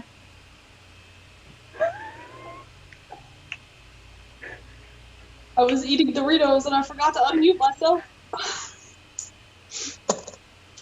Very quippy. The most quippy of quips. I shall shoot this now. Okay, Not go yet, ahead. you won't, because now it is Seph's turn. Dang it. So before I make any choices, what was I supposed to be on again, Arei? My brain did the. Quidel said that the aura of the skull thingy is still active in that room. So I was just saying, like, are you paying attention to that? No, this is the magics in the tower. Like that's what I meant when I said that. I'm sorry if there was Is that what Dana meant? No, I meant that the aura that was holding the flame skull together is still within. Oh, never mind. I take that back then. Word. Keep your eye out in that room, dog. Very soon in the background of this, you may start to hear the ice cream truck, because in my neighborhood, the ice cream truck comes close to 9 p.m. I hear it already. Not super sketchy at all. It's I real 100% sketchy, thought y'all. that was a sound effect that you'd put in to indicate some really horrifying thing getting ready to happen. So would it be useful at all? Like, I'm proficient in the Arcana, so like, would doing that check like help know what the aura is at all, or is it basically the same with what we already know? It would not give you any extra information. Okay.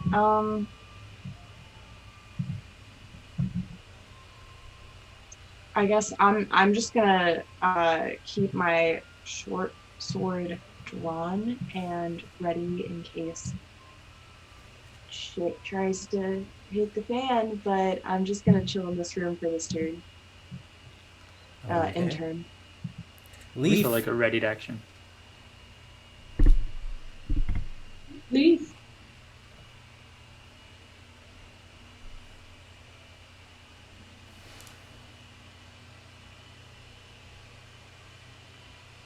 Lemon, it's your turn. Yeah, I'm sorry. I wasn't sure if I heard right. I will have Leif aim the crossbow downwards. One hand still gripping the hair so that they do not go flying. Roll a dexterity for that. Yeah, I thought so. Yeah. A 12. All right, you're hanging on, but with a 12, you roll disadvantage. Ah, shoot. Okay. Leif is going to need to take a feat for mounted combat. Yeah. Can I also, just for future reference, can I assist in Leaf's dexterity rolls?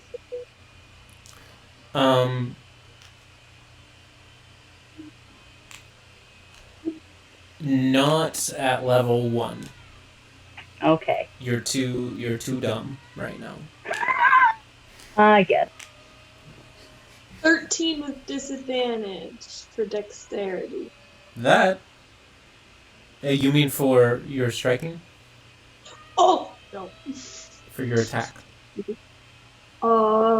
You get disadvantaged on your attack roll. It's a 15 with disadvantage, but I rolled a nat 20 immediately after, and now I'm sad. It's the first nat 20 that I've ever gotten in this campaign. I'm sorry, but you still hit. That's good. Roll your damage. A 7. A 7. 7. Alright, you hit this. You give this skeleton a third eye, but it is still standing. Well. Somebody in chat suggested that Jackson get a hat, but it's a saddle. I love that. Oh no. Leif, since you just struck this skeleton here, it is angry with you and tries to strike you. No. What is your AC? It is 14. 14. It hits you for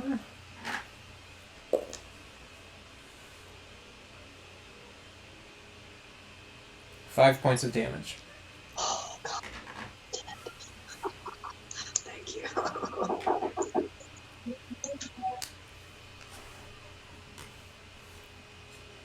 Okay.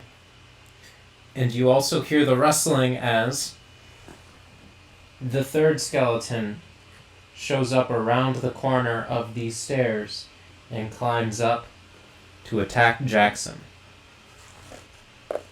Jackson, what is your AC? 12. It strikes you for 5 points of damage.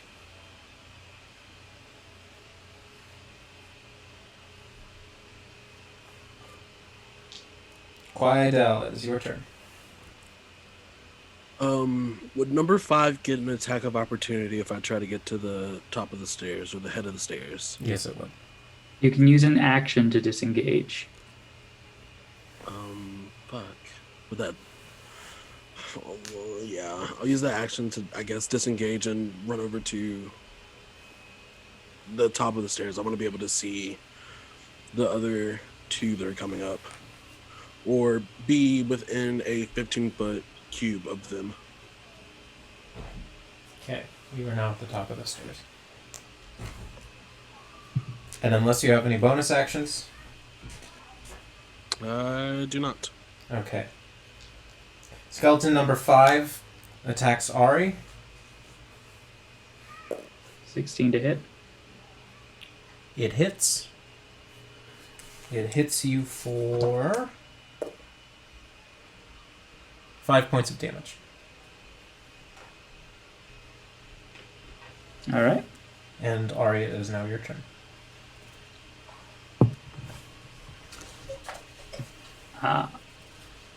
I'm going to drop my glaive, draw my longsword, and attack skeleton number 5. Go for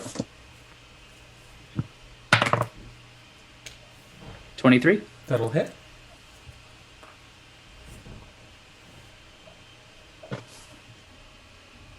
Sorry, greatsword, not longsword.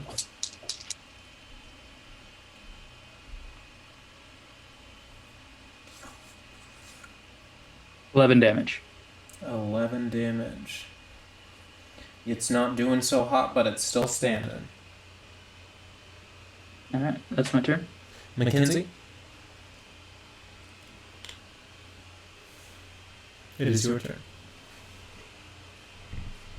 So this skeleton seems kind of bitchy. Like they have some strong characteristics. They're not dying. So with that in mind, okay, I think I'm just gonna go with the vicious mockery for this round.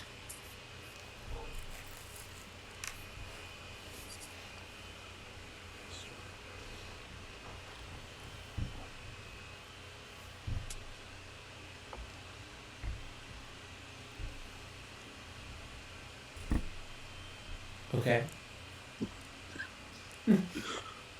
Okay. It's a saving throw, correct? Yeah, wisdom 12. Oh no, I dropped everything because I have pizza in my hand. Oh, you dumb bitch. Yeah. He dropped everything. Nice rolling. Okay, it hits, and I want you to say exactly what you say to this skeleton. Keeping in mind, it is a corpse. I would say, do you think you look vicious there? Because you kind of look really pitiful. You kind of look like a fake on a 6-year-old's lunchbox, and it's not that impressive. So you're not intimidating anybody, and you should just kind of back down. There you go. Roll damage. Oh, and I'm rolling. My damage is a 1. Womp womp.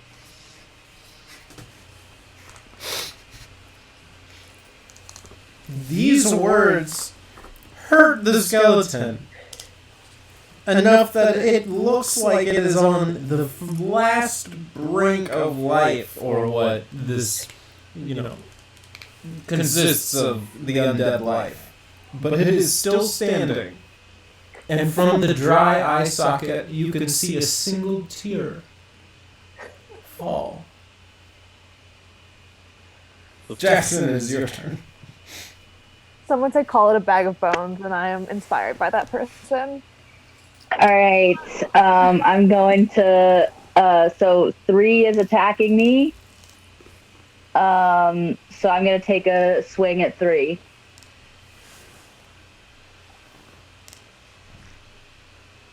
Yeah? Mm-hmm. Yeah, go for it.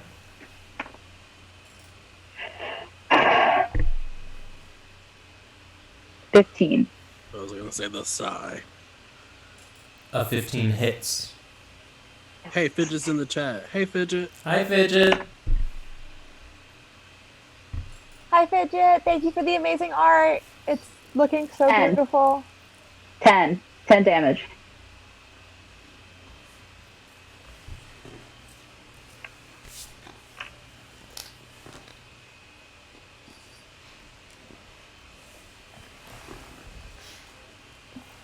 Sorry, I had pizza in my mouth.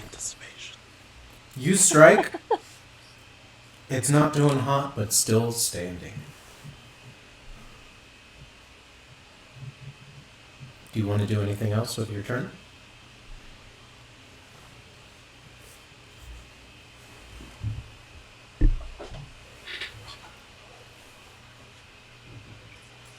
I just realized I was muted. Oh, were you saying stuff? Yes, I was. You strike the skeleton. It is badly hurt, but still standing. Okay. Would you like to do anything else? No. Okay. Seph. Except look up at Leif and say, "Are you okay?"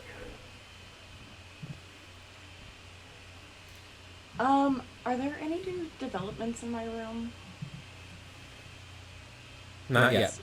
A sketchy room. Okay. I'm just gonna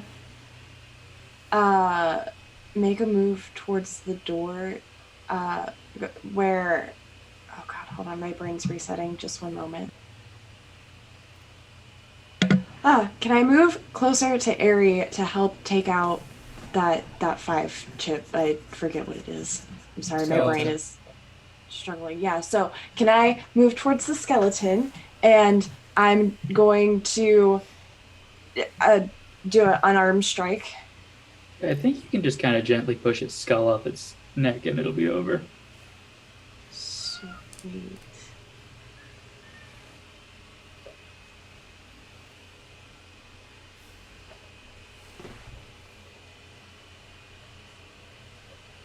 I got that. Savvy, it looks like you froze a little bit. I didn't hear what you said. Can you hear me now? Yes. Okay, sorry. Apparently my internet is being unstable. So am I. So I got a 12. A 12 does not hit.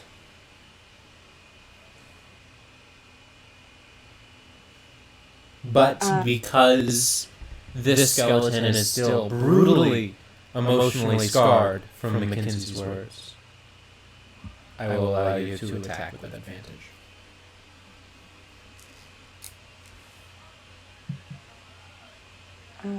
So roll it again, right? Like Okay, cool. Yeah, that did worse. I got a 7. Well, you still don't hit it. It is Yay! still just a standing skeleton crying because words were set up. You still got the bonus action on our strike, right? For effort.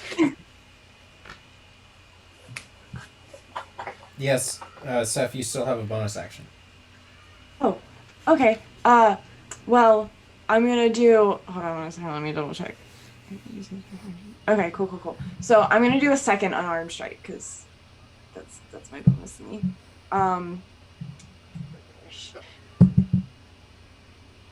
24. It was 19 plus 5. Okay. And then the damage is 7. It doesn't matter what the damage is. It's dead. It's dead. It's dead.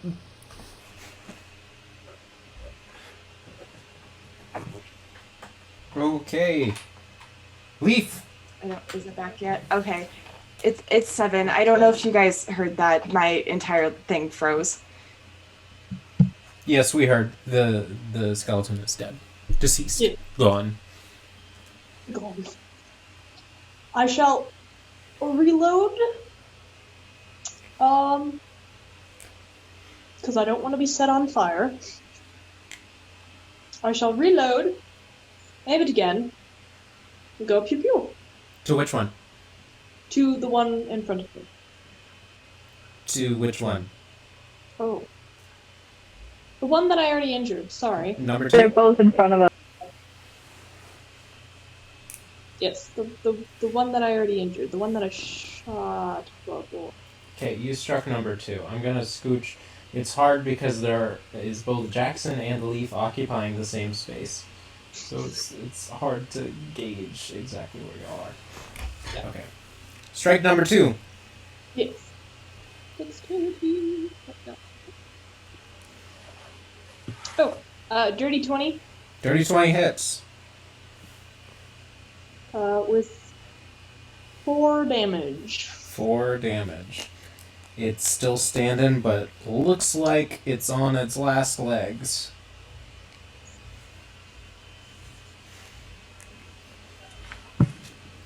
Okay. Nice. That number 2 furiously strikes back at Leif. What is your AC? It's 14. Well, it doesn't hit you. Yay! Number 3 strikes at Jackson. What's yours? 12. It hits you for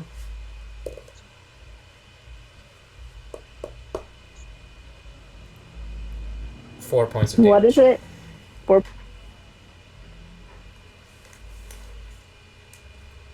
White Owl, it's your turn. Are 2 and 3 within a 15-foot cube of me? Yes. If I'm at the top of the stairs. Cool, I cast thunder damage. Would that affect my party members?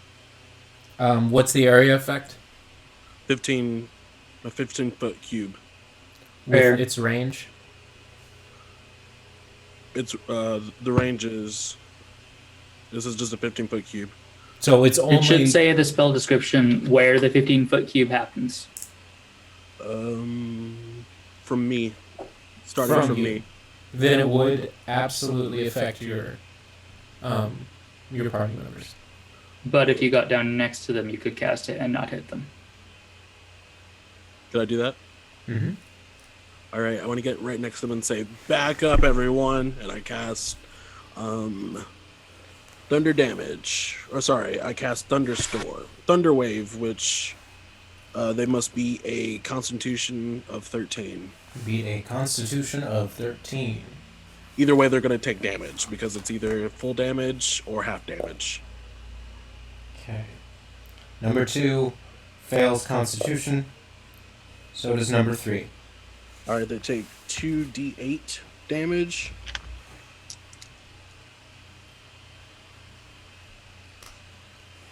Twelve, and they're Okay. thrown back 10 feet. It doesn't matter, they are dead. And also everything that's on that. If there's anything on the stairwell, that shit got tossed. Now, instead of skeletons in front of you, you see the charred remains, the corpses of those mages' apprentices they got collapsed thrown at the bottom of the stairs. Hell yeah. Say charred. Thank you. And I said Charred. That's what Wait, but like- a wizard do. I'm not there. I can't see this. I just What did you something- say? I said that's what a wizard do. Now, I say thank you and slap his ass again. You only have to do that once, bud. As I take the snap, I go, you only got to do that once. It's a one-time kind of deal. okay, Oh, okay. we have passed the 4-hour mark. That was the final encounter.